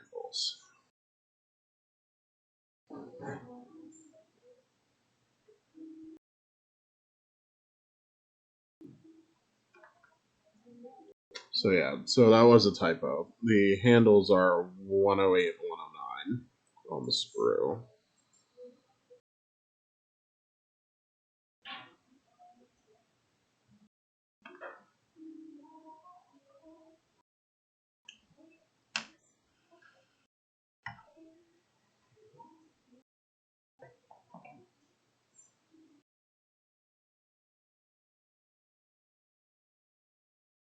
Yeah, this is just one of those armies. After you've painted your, you know, dozens of infantry bodies, as cool as it is to have extra infantry, riding around on tanks and stuff, I just don't have the willpower to paint any more bodies.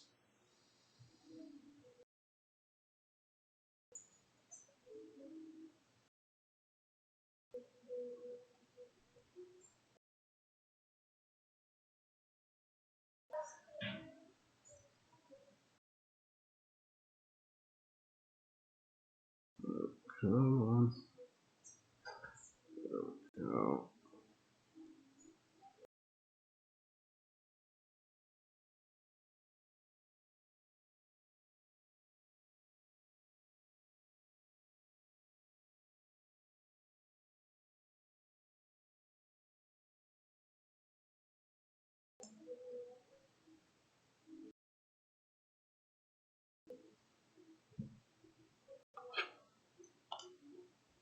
Alright, let's so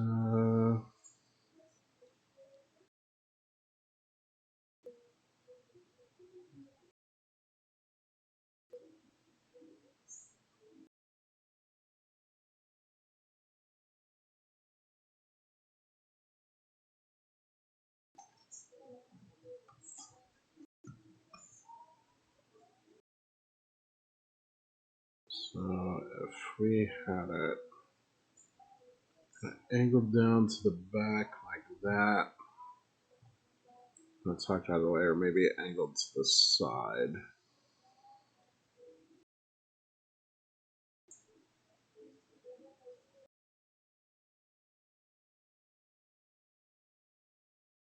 Yeah, that should be fine. Yeah, I'm good with that.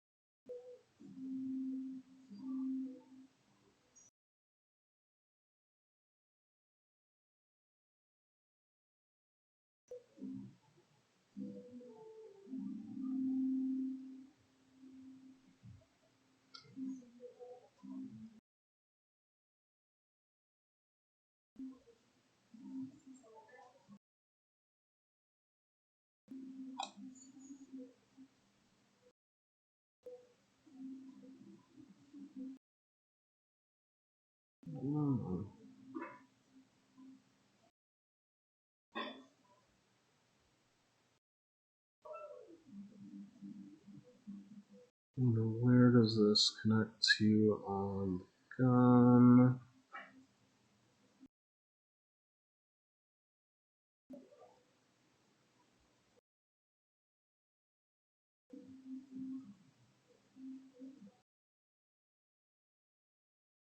Wait, how does this?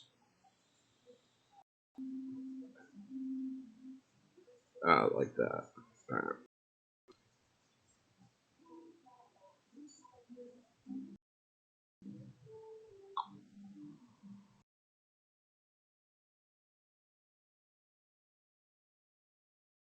Go just like that.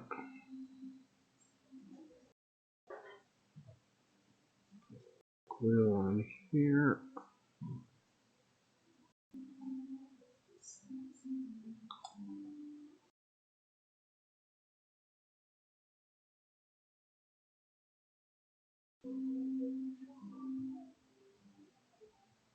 Oh, I forgot the handles.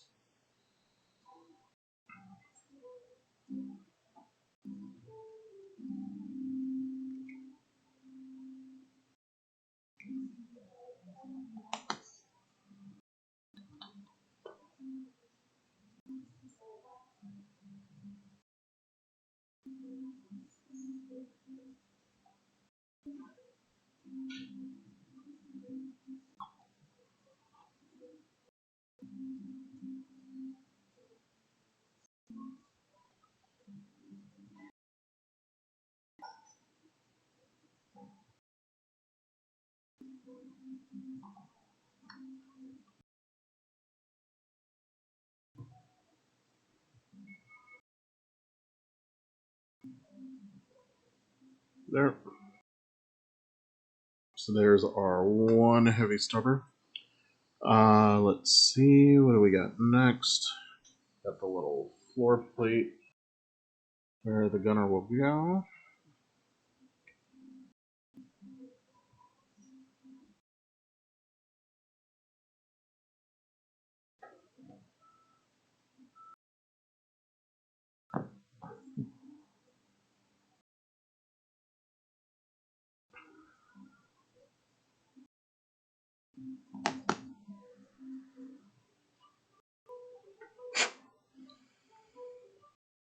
How does this work?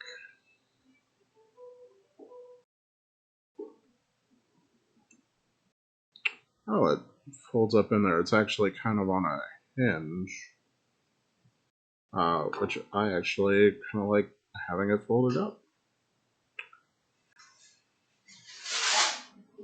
There's less surface area to paint. Keep that in mind.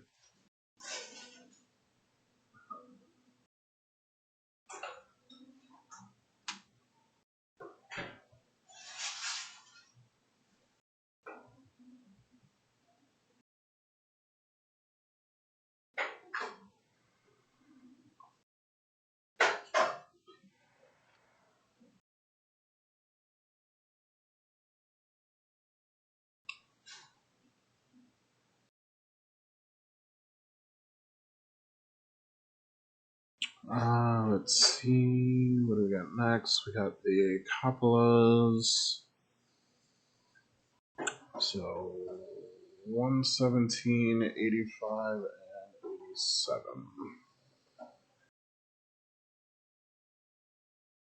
There's 85.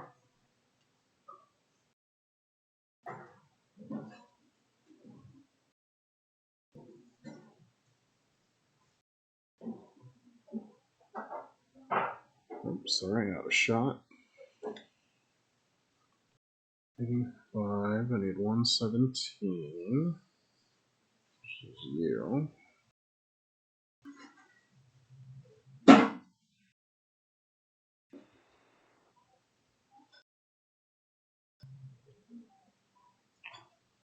Oh, sorry. Hey there, Megatron. Didn't see you sneak in. Welcome. Sorry, trying to make sure it's bent. Yes, my producer is slacking. 87.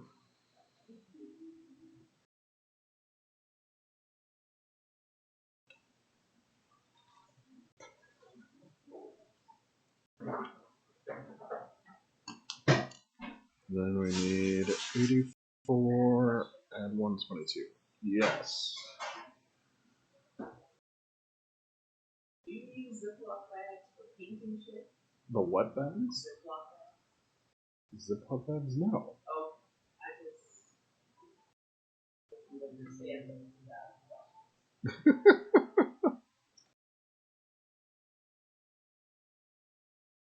So, common thing in my house, I know you guys can only hear one side of that conversation, but there are numerous household items that are very useful in this hobby. So I was being accused of using Ziploc bags.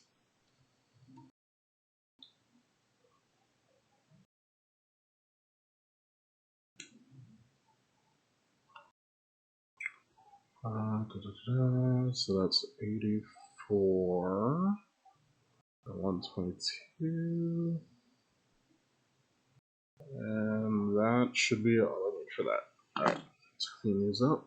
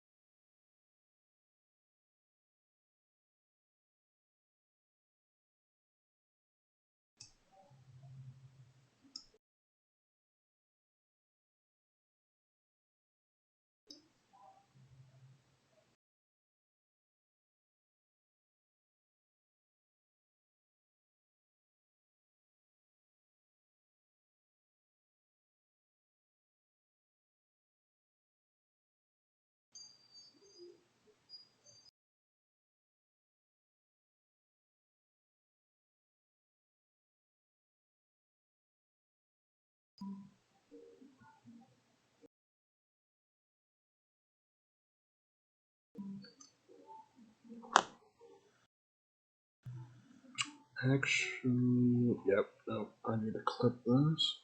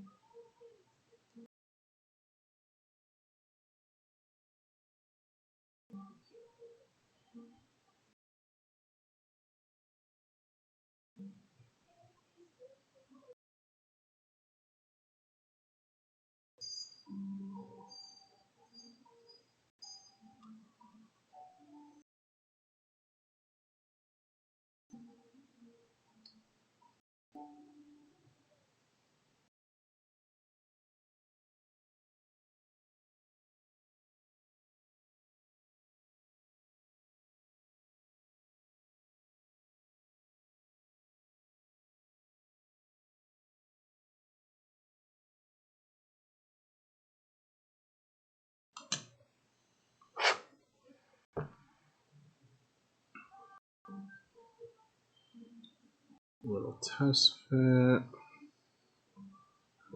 Cool.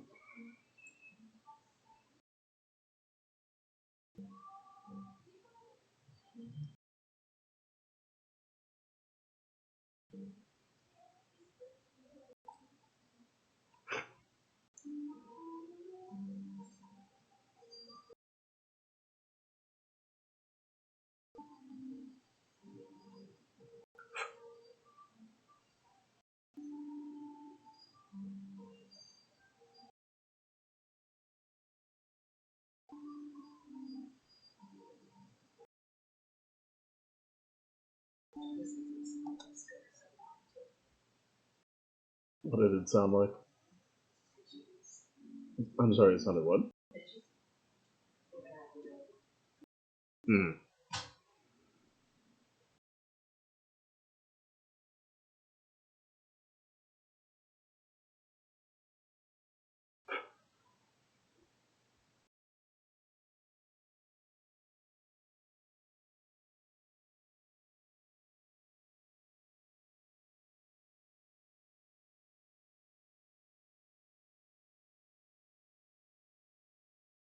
Hey, good thing I decided to check that.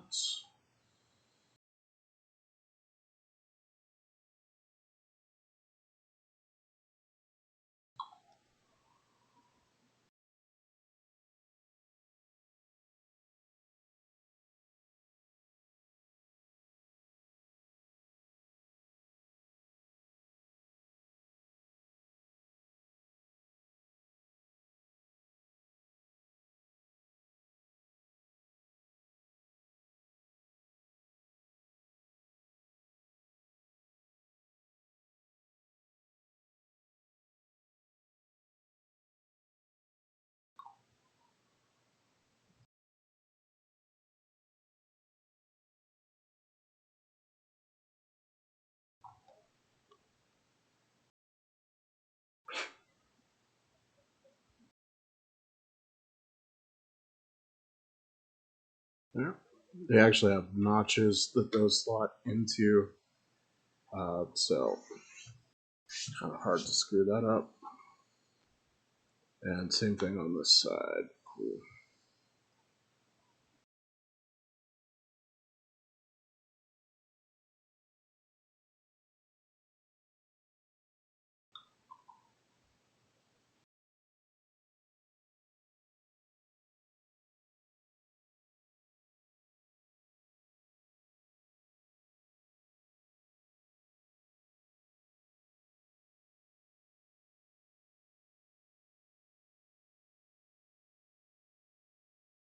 There you go. Getting there. Almost done. Let's see, all human accessories that we don't care about. So we've got the antenna and a searchlight.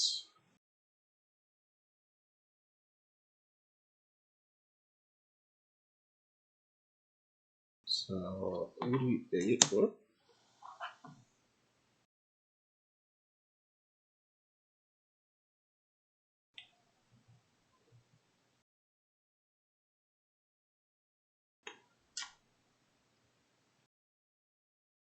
And then 121. Where is that at? Well, I know I need 139. Go ahead and click that out.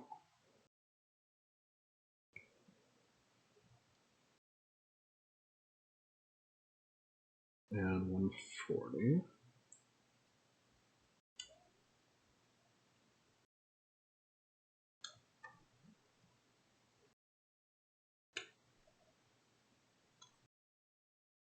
Where is 121?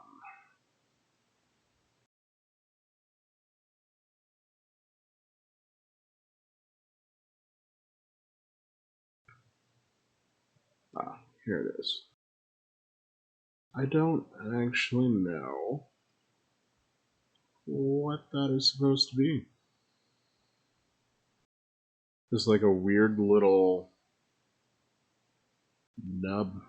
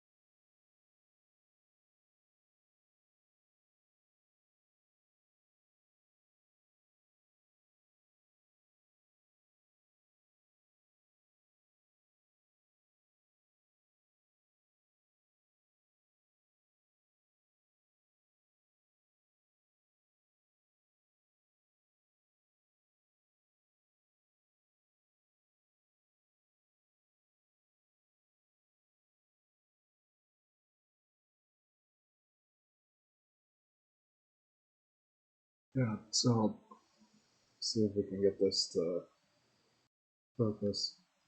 I have no idea what that's supposed to be. But it's going to require less painting. So it's going on the tank.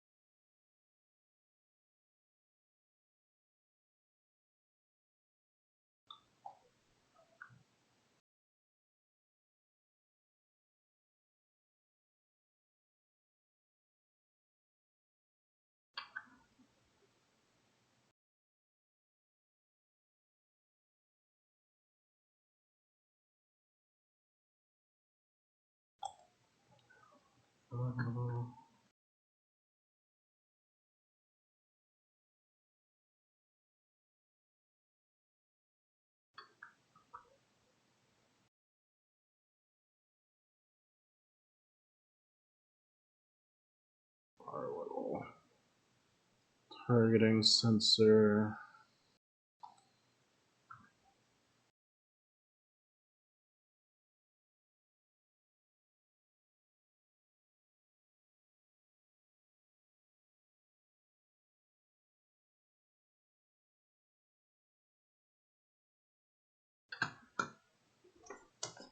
Alright, let's see what's next.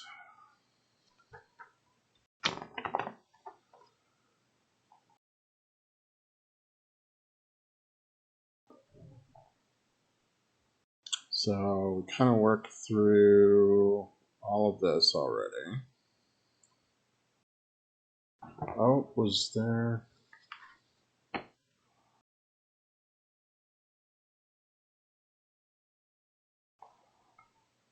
Oh, interesting. Okay.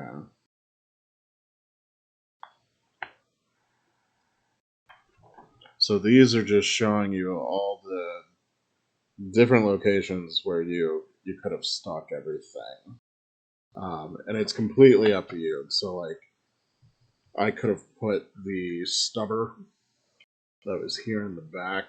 I could have stuck that right there and put the little module thing in the back. They would have worked in either one of those slots.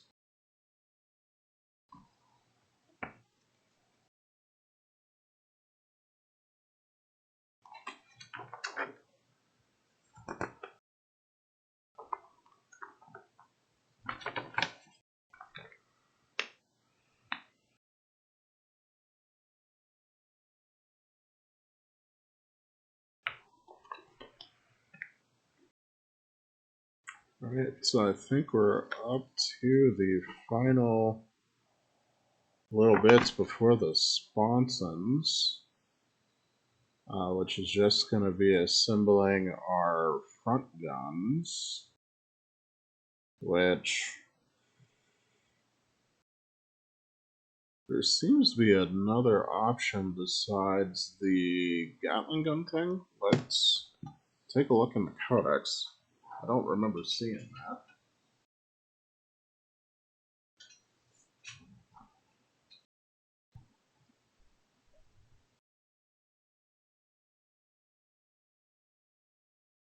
Oh, no, that's it.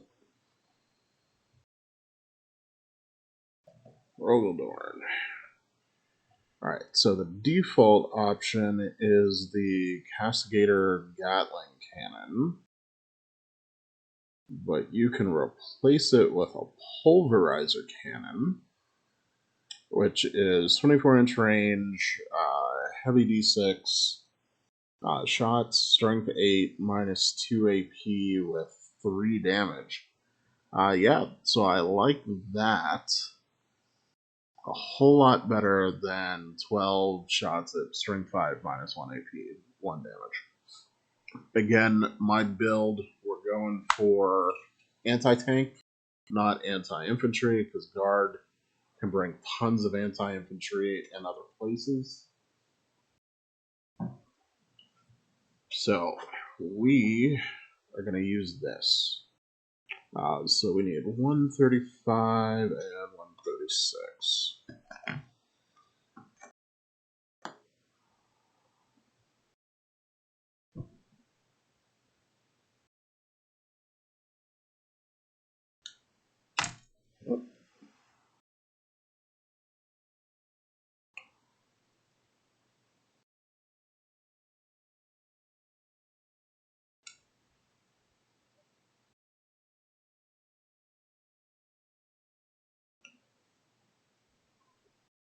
And actually, while I'm thinking about it, so my producer was trying to run some ambient music in the background, and it wasn't coming through too good. So let me. Uh-oh. I think my mouse has died. Give me 1 second.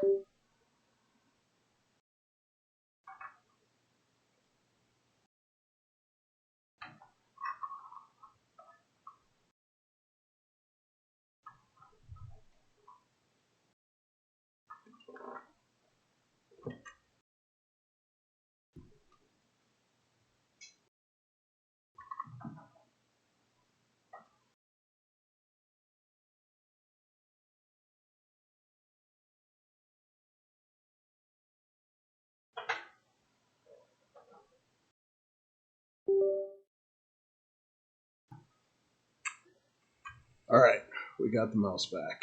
All right, let's get a little music running for you guys on a media source.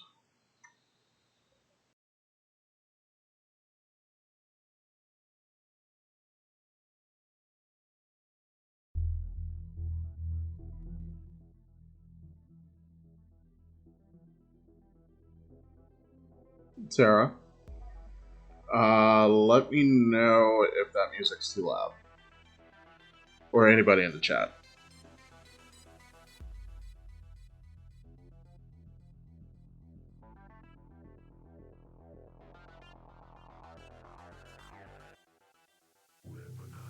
What was that? I can't hear you. It sounds good? Okay, cool.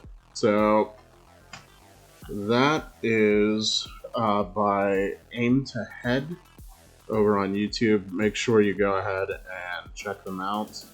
They make really, really great copyright-free music that's like perfect for honestly anything from studying to streaming to video production, whatever. Great electronic music.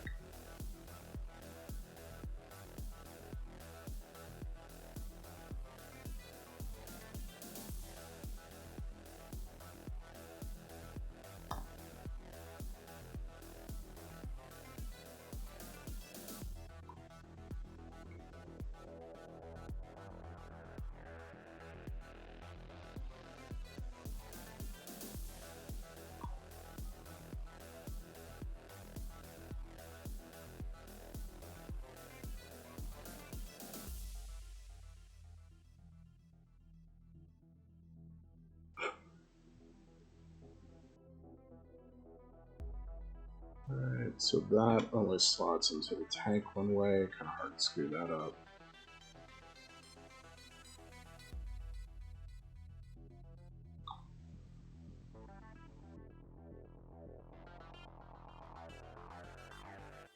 Just like so. And then we need our chest meltaguns, which I do not see on this screw. They are over here.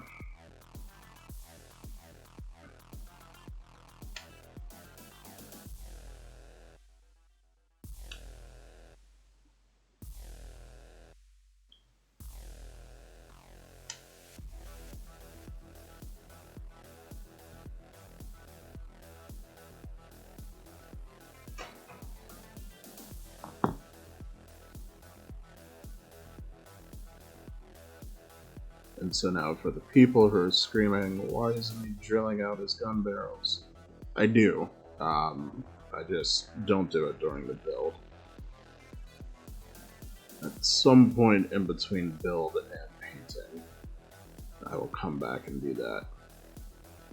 But for right now, I'm just focused on getting it put together. Alright, so now we've got gun covers that we need.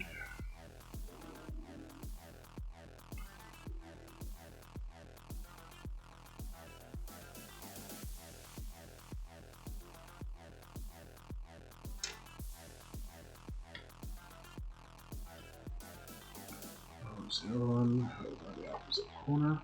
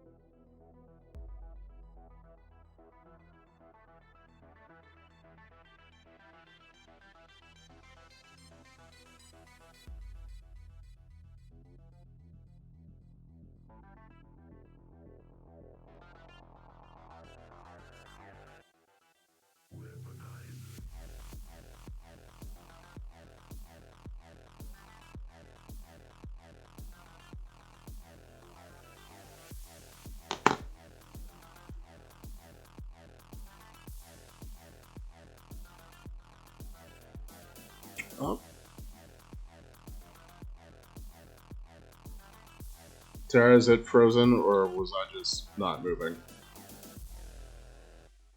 I'm not moving at all? Okay.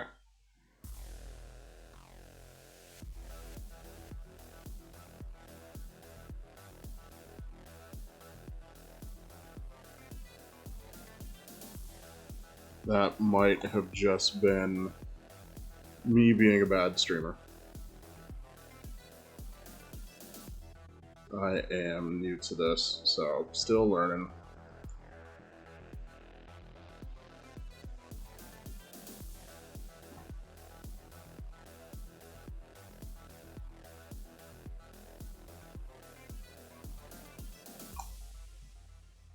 So for the people in the chat, is anybody working on anything at the same time?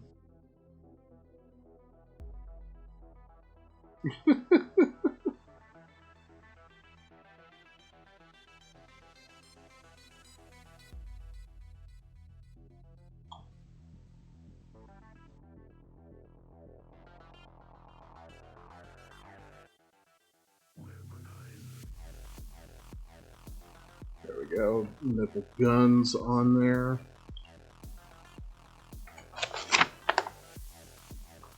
Okay, so now we're on to stowage and armor, it looks like.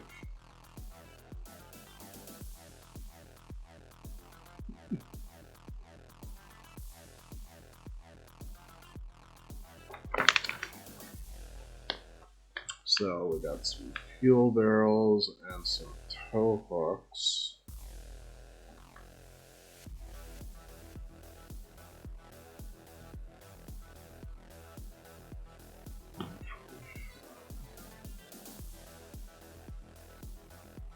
No worries, no worries.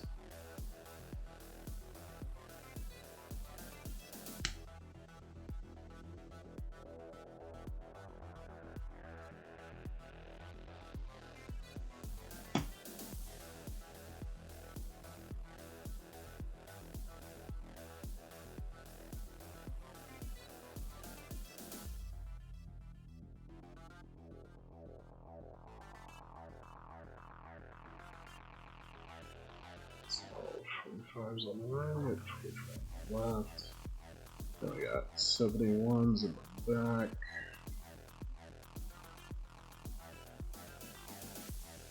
Which I don't think those are on this row, but the fuel barrels are.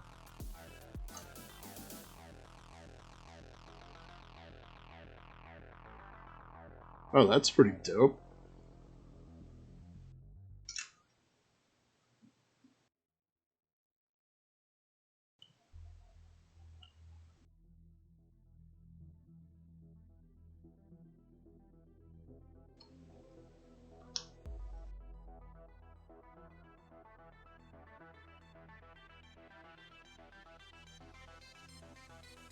Yeah, that sounds like a lot of heavy-duty conversions to get the sisters cornified.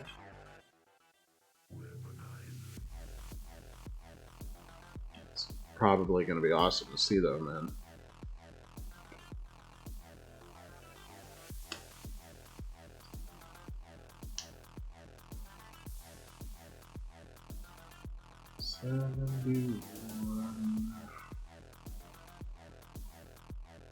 Oh, there they go.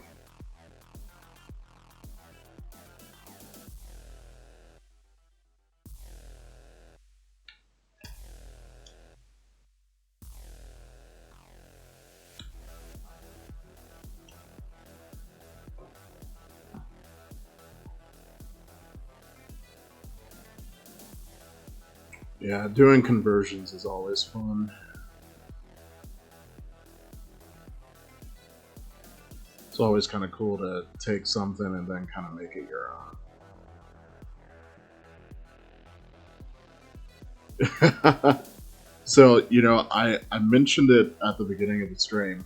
I don't hate the fact that it has a hole here. So if I was going to paint it, I can stick my fingers inside of it like this and hold it and, you know, get the airbrush going, move it around, without having to worry about touching the tank. Normally, if I was going to paint a tank, I'd have to spray the bottom of it, let that dry, and then flip it over and then spray the top.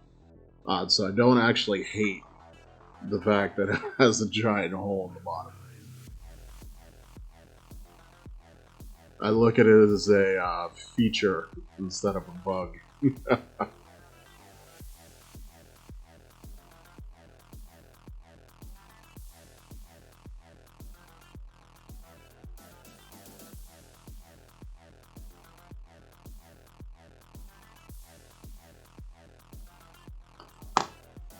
Let's see here. So it looks like... Yep, those just popped on. Yeah, I know. For some people, just knowing that that hole is there is going to bother them, and I get it.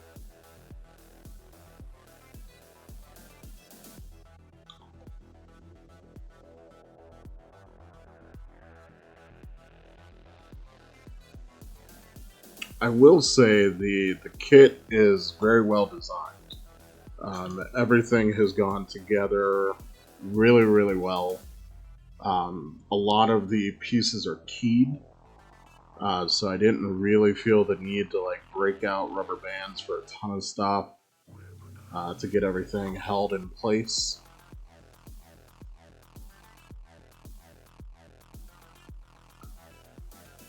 So it's actually been a joy to get it together.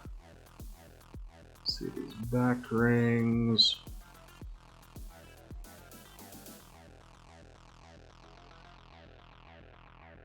Just slide right there.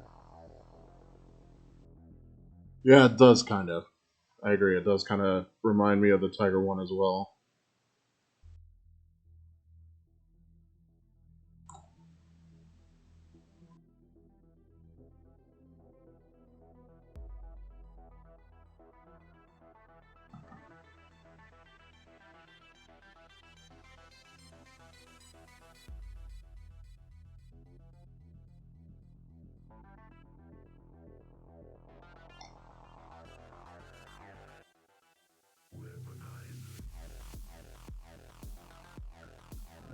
There we go.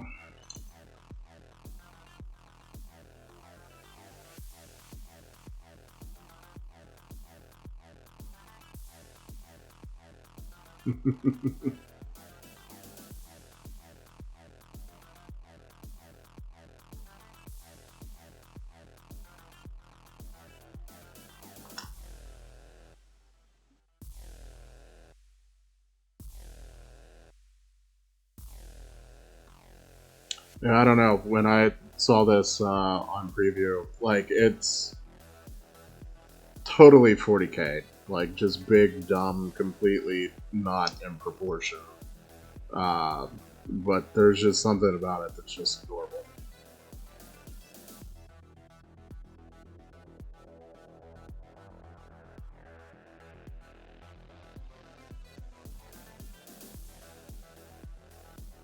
Yeah, I mean, GW is GW. Uh, the price is pretty stupid.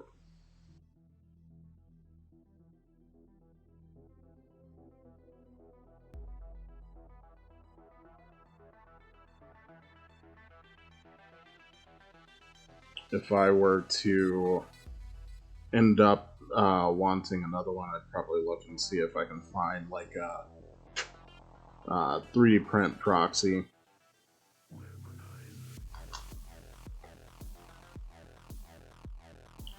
Yeah, I agree. Back when I started, like, I'm over in the US, but I mean, shit, Land Raiders were 50, 60 bucks, which converted to, yeah. That was way more reasonable than the prices that we're all dealing with today.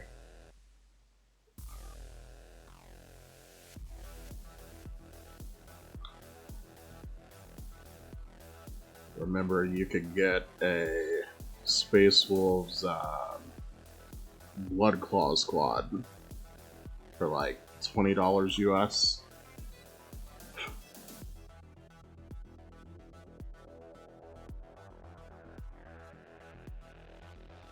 And this, lots in there.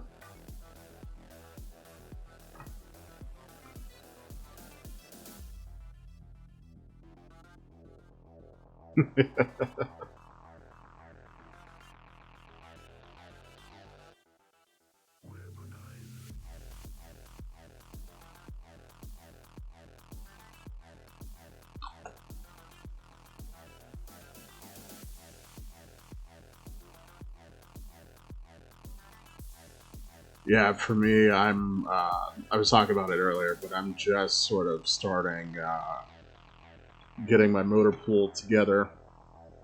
So having the giant guns is kind of nice for me.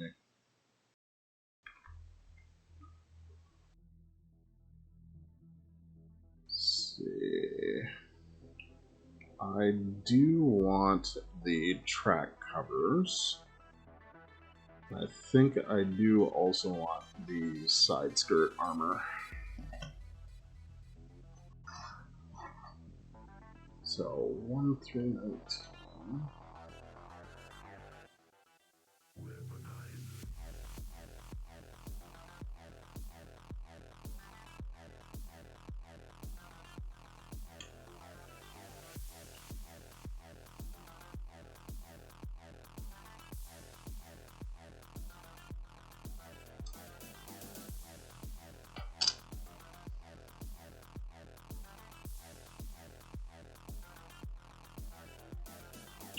Ooh, I'd be interested in seeing how that looks.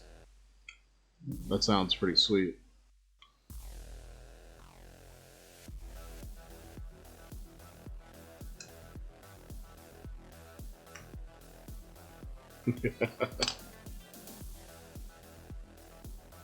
Yeah, the Valkyrie was always a little strange to me. However, I do like the Marauder. Um, Hopefully, they do a plastic kit of that at some point, so we aren't stuck with Forge World prices. But the Marauder always looked cool to me. Let's see. What I need is not on that screw. It's over here.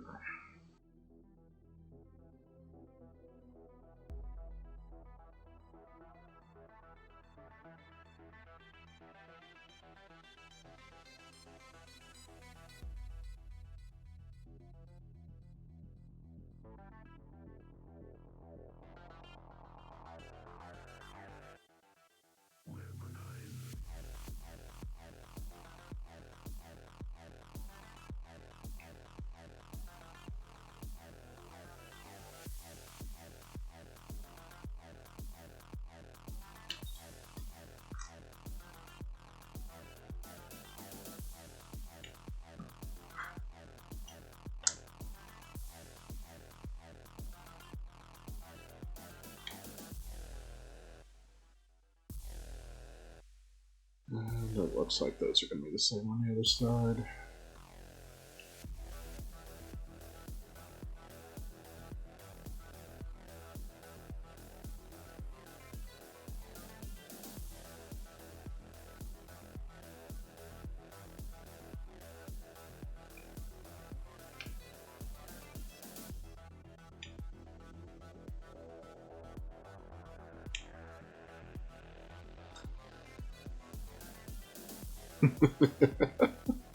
Oh man, I think the worst example of that is the Thunderhawk gunship. That thing, there's no way that thing would get off the ground.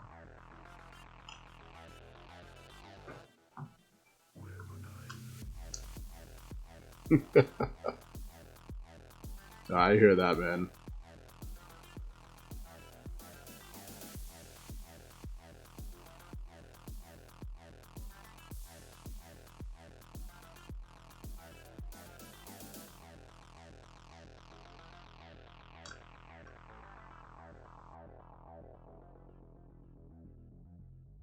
One of these days I'll get around to doing some works.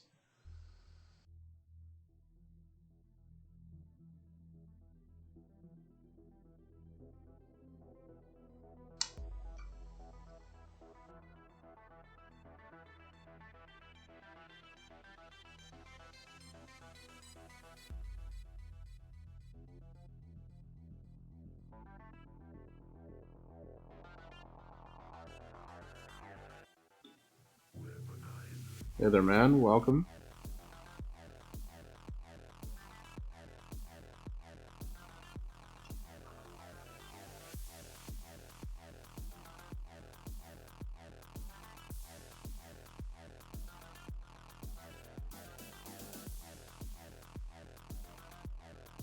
Oh man, 3. Whew.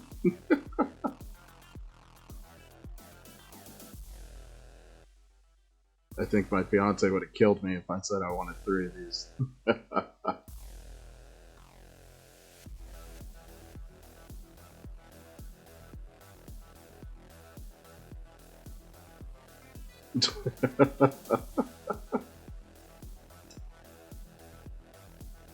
Hiroichi, do you know which loadout you're going to use?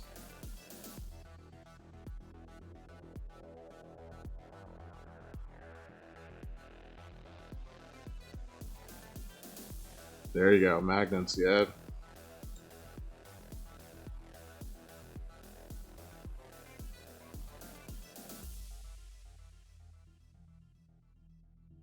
Yeah, the Marauder is a great kit. I love that one.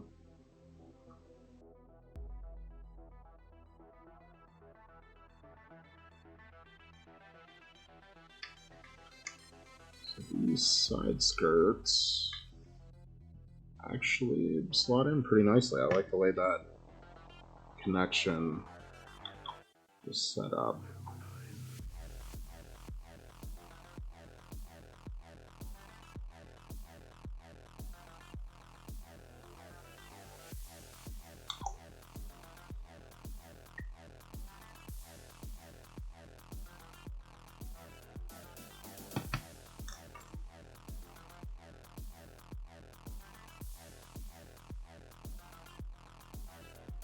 Yeah, I've got some of the Aeronautica stuff. Kind of hoping that they combine that with Titanicus into a combined arms game.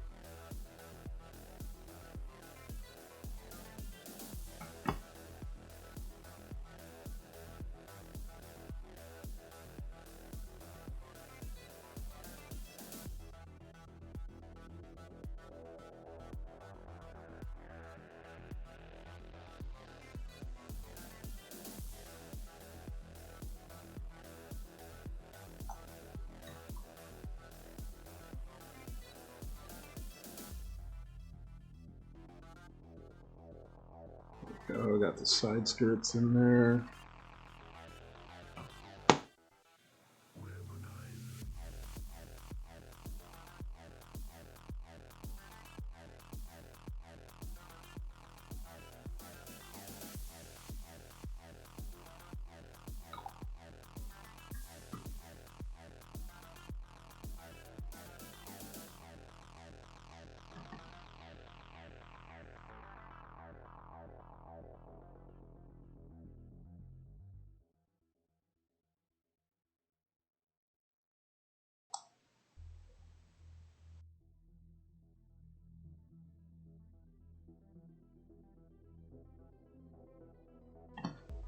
Yeah, I don't mind working with the resin models, unless they're like miscast.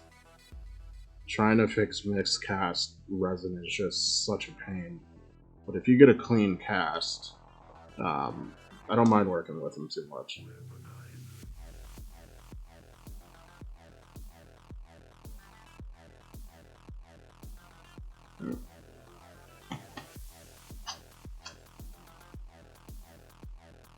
I can't remember if I cleaned these or not.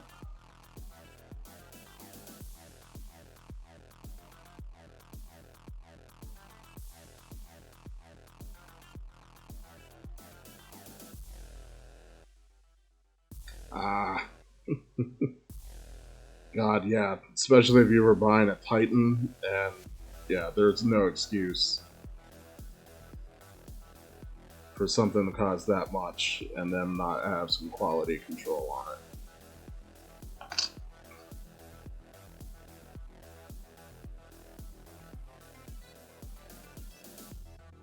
Did they replace the head for you? Oh, gotcha, gotcha.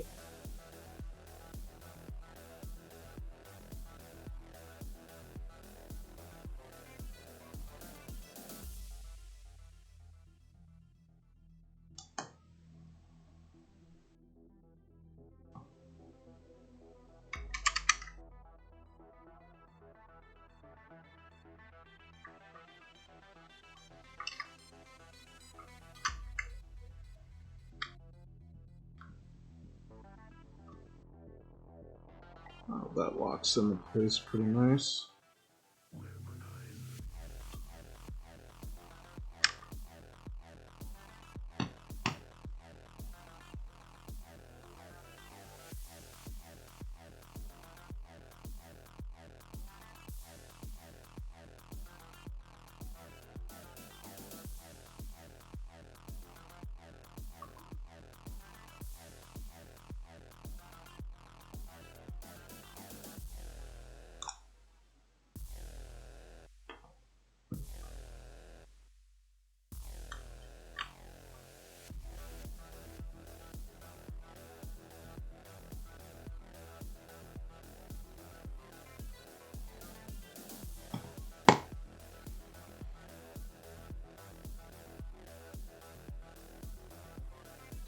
I know, so far with this kit, everything has been engineered incredibly well.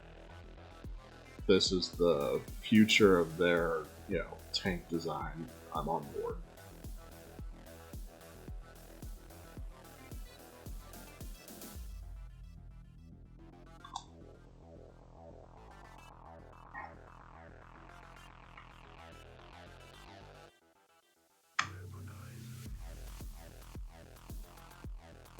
This is a massive improvement from like the plastic Lehman Russ kit.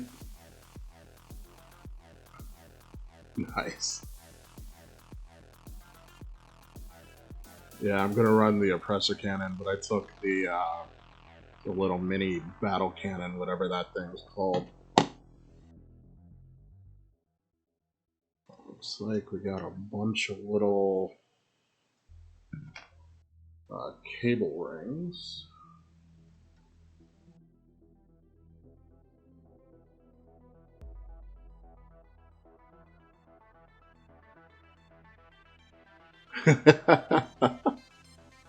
No, I'm not crapping on the Lehman Russ, man. I got 3 of them myself, but trying to put that thing together back in the day was a pain in the ass.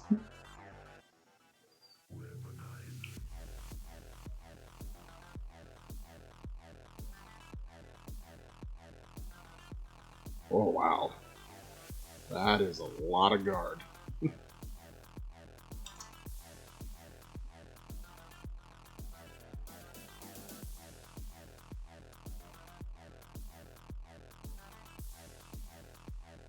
Yeah, I know better now.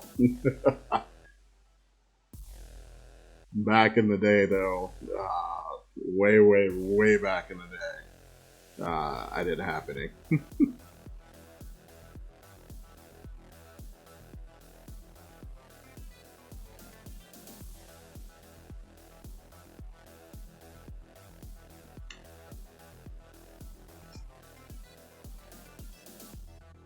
Oh yeah, no, the rhinos are still absolute garbage.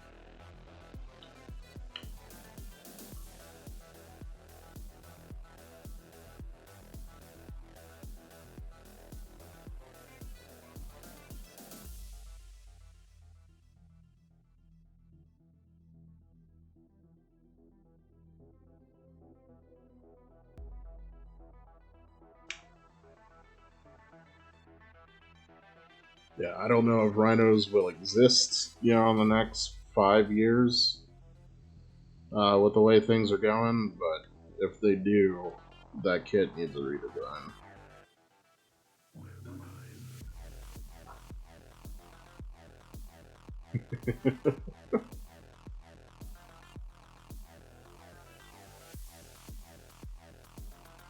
Where is...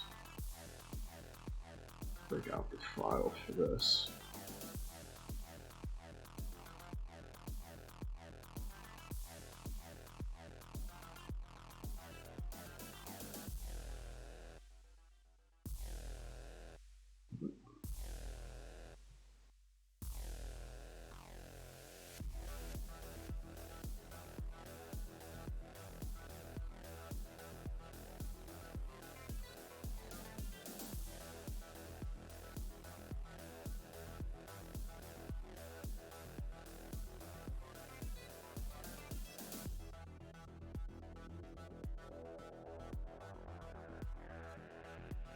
Oh, interesting.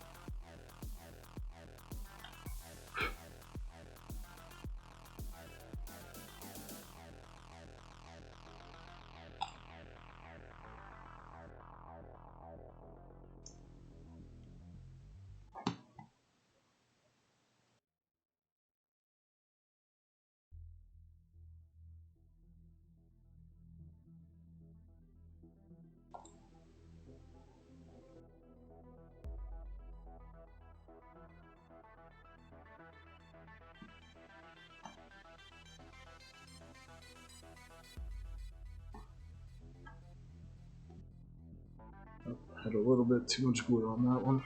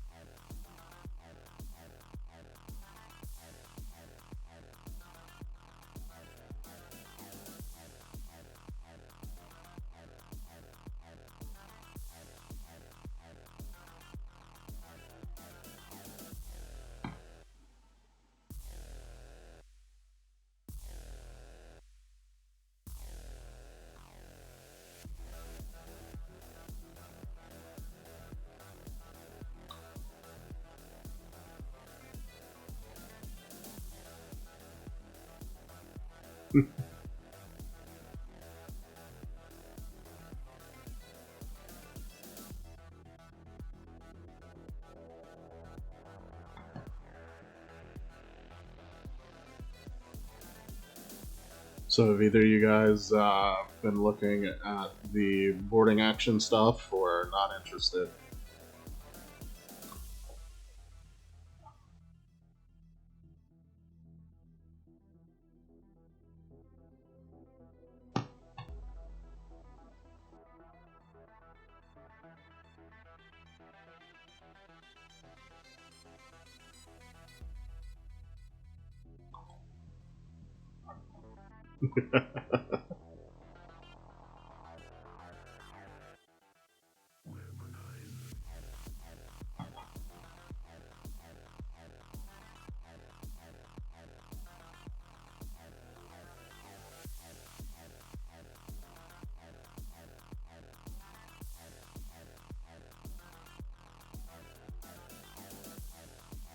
Norwood was the Warhammer Underworld stuff, yeah?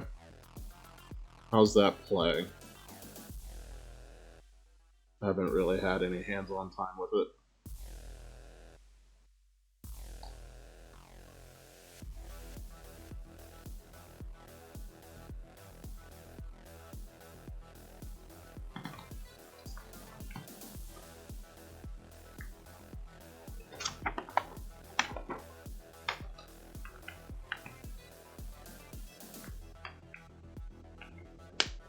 Yeah, I saw some of the previews. Those did look pretty sweet.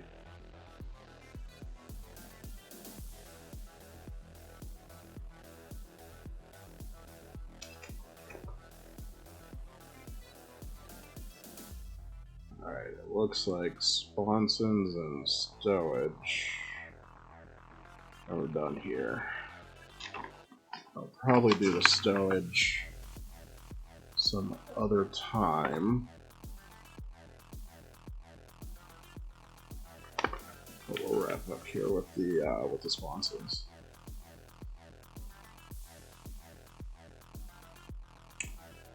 Yeah, a lot of, well, my Lehman Russes actually, I run them without sponsons. I do kind of like the idea, since I'm going for anti-tank, just go ahead and throw the multi-meltas on there. It does look pretty clean though, without the sponsons on there.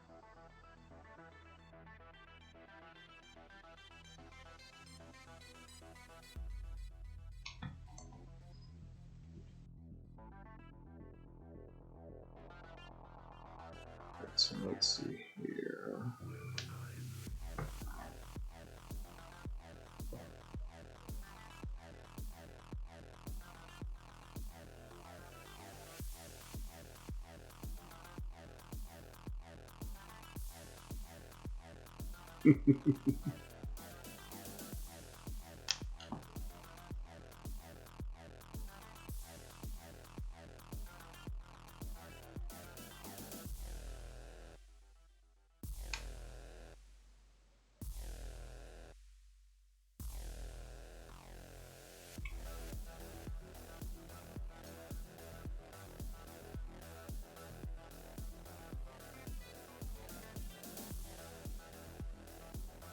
Yeah, there is. Oh, interesting. There is a sort of charm to this Rogal Dorn.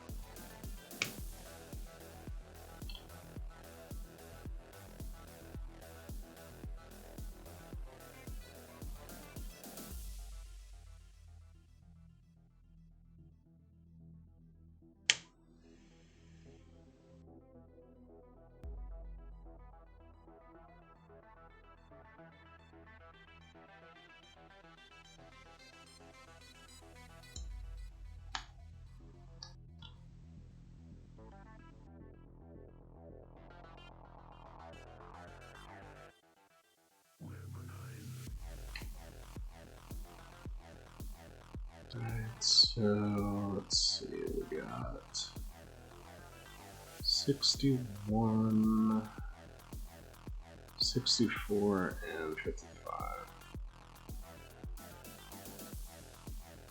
Hmm.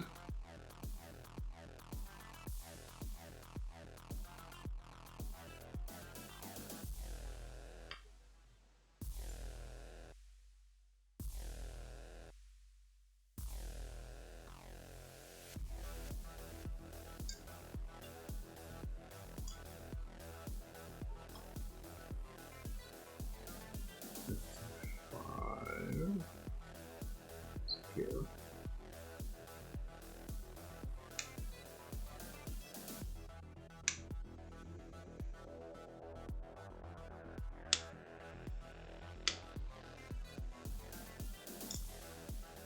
And 64.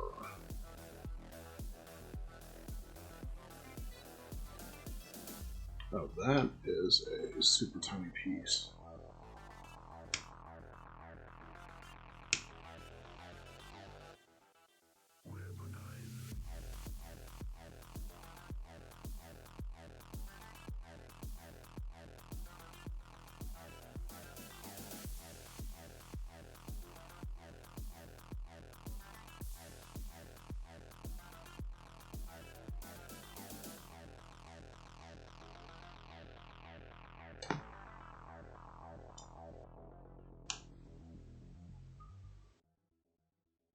$21 and 56.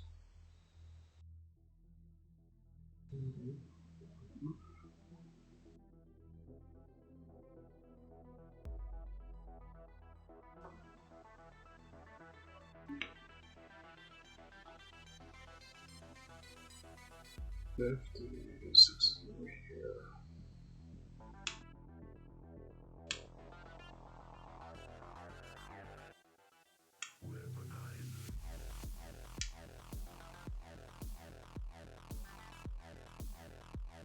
Oh no, that would be cool.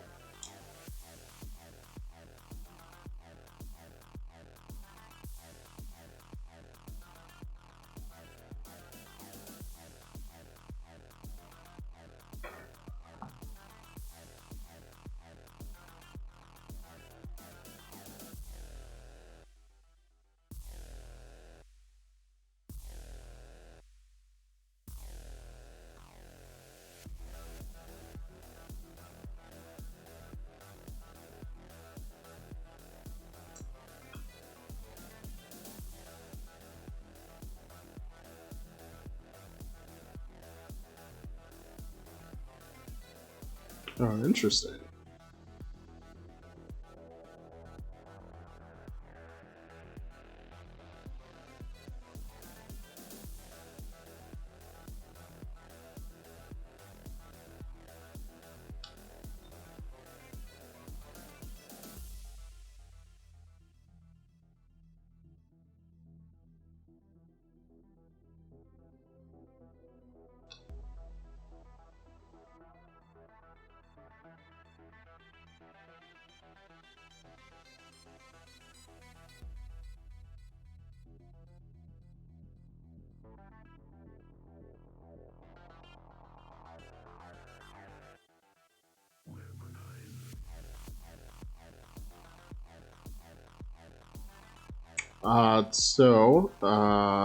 You can hit me up on Instagram. It's at JTS Wargaming. And yeah, send me some photos. I'd love to see them.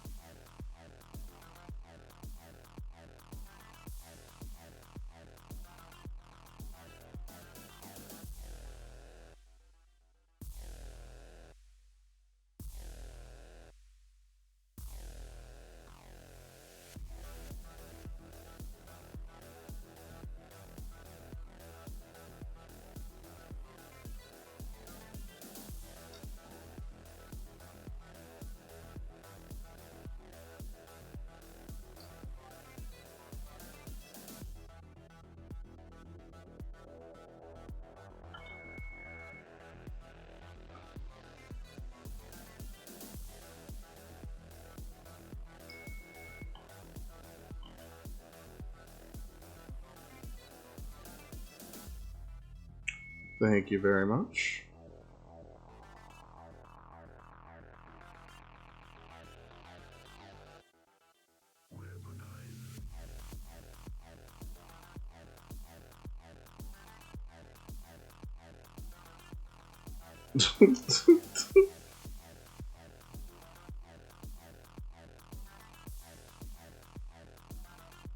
How about this? Sorry, Ty. When I get paid, then you can get paid.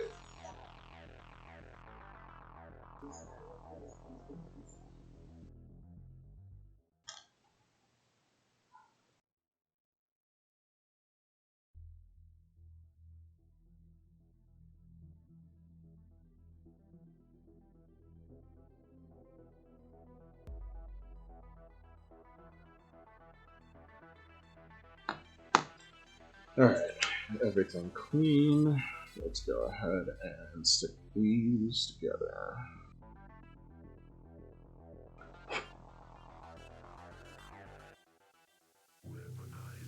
No, I don't have my own dedicated server just yet.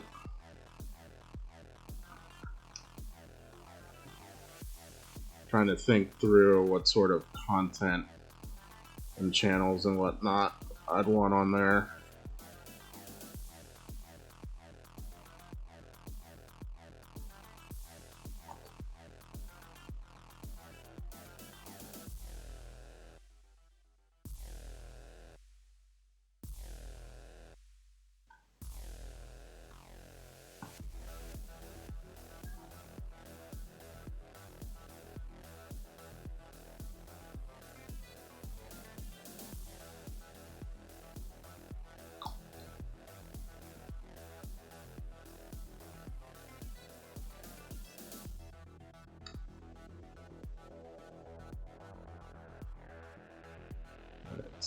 How does this work?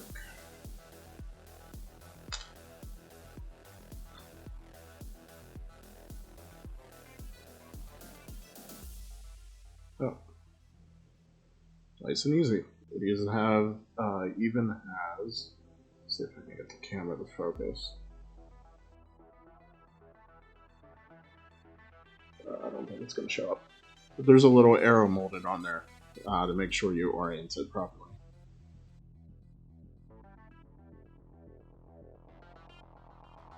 Yeah, those are some good ideas.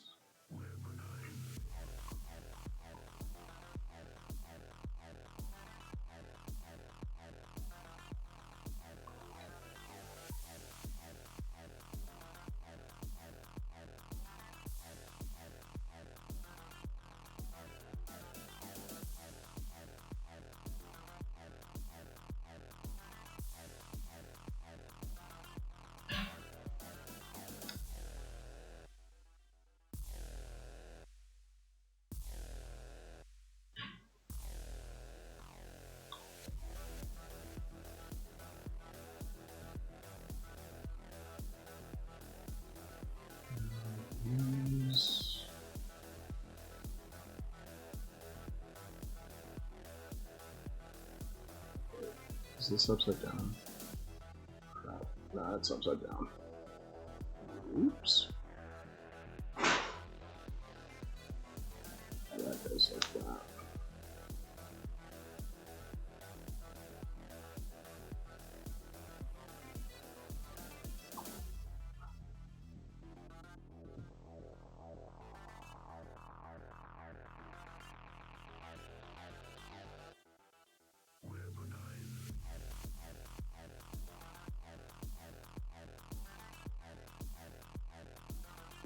Oh no, I didn't cut off the tops. 63.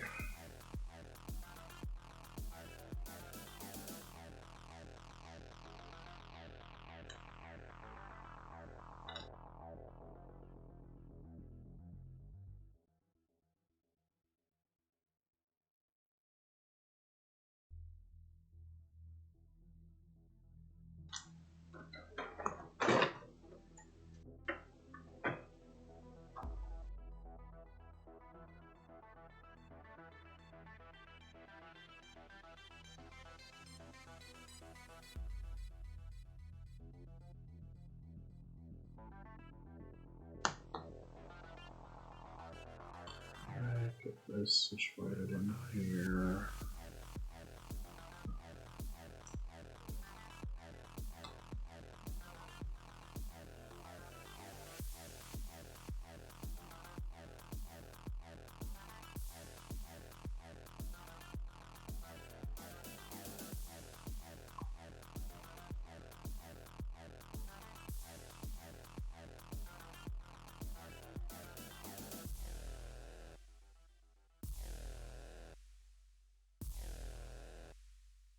Alright, I managed not to screw that one up.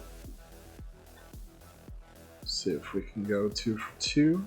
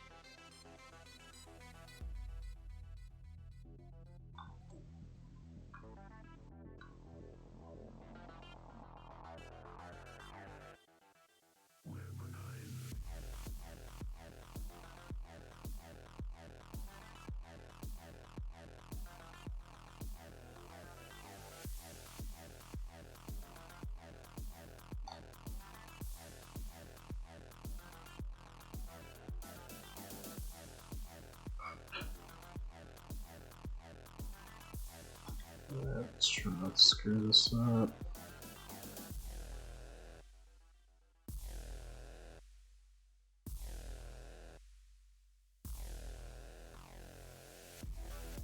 Beautiful. Alright.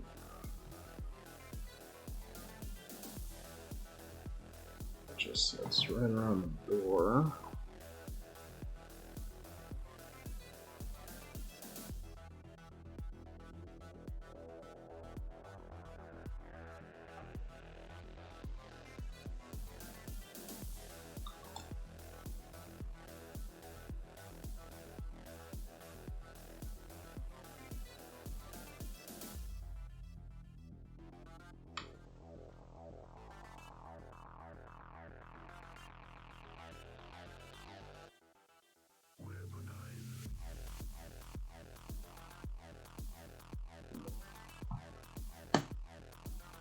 And same on the other side.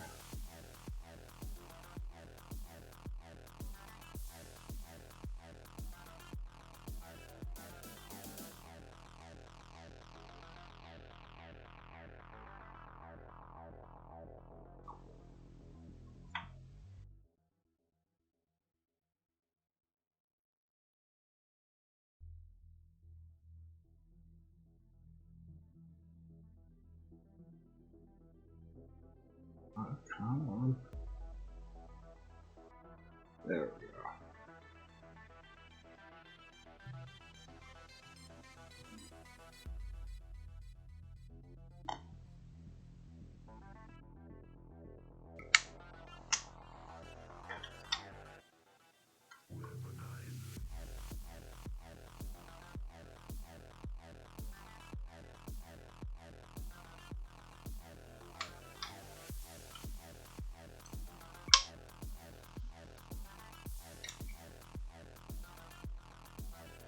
Yeah, I'm gonna leave that clamped with that rubber band until that sets before I add on the targeting systems.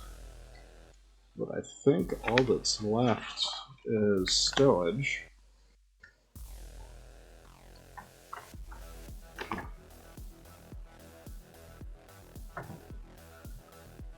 Yep, and that's the end of it. Alright, so that is the Rogal Dorn. I'm going to call it here for today. I'll do the stowage another time. And I'll probably do a painting video after I get through the terrain project that I'm working on right now. But thanks for taking some time out of your day and checking me out. And I don't have a set schedule just yet. I'm working with Tari Tai to figure that out, but I'll go ahead and post it as soon as we have that all finalized. But in the meantime, you can hit me up on Instagram at JTS4Gaming. I post pics of all of my hobby progress over there. Also super curious to see what you guys are working on. And then you can also find me on YouTube, where I've got some tutorial videos over there as well. But until next time, hope you guys are all doing well, and keep slaying the grain. See you later.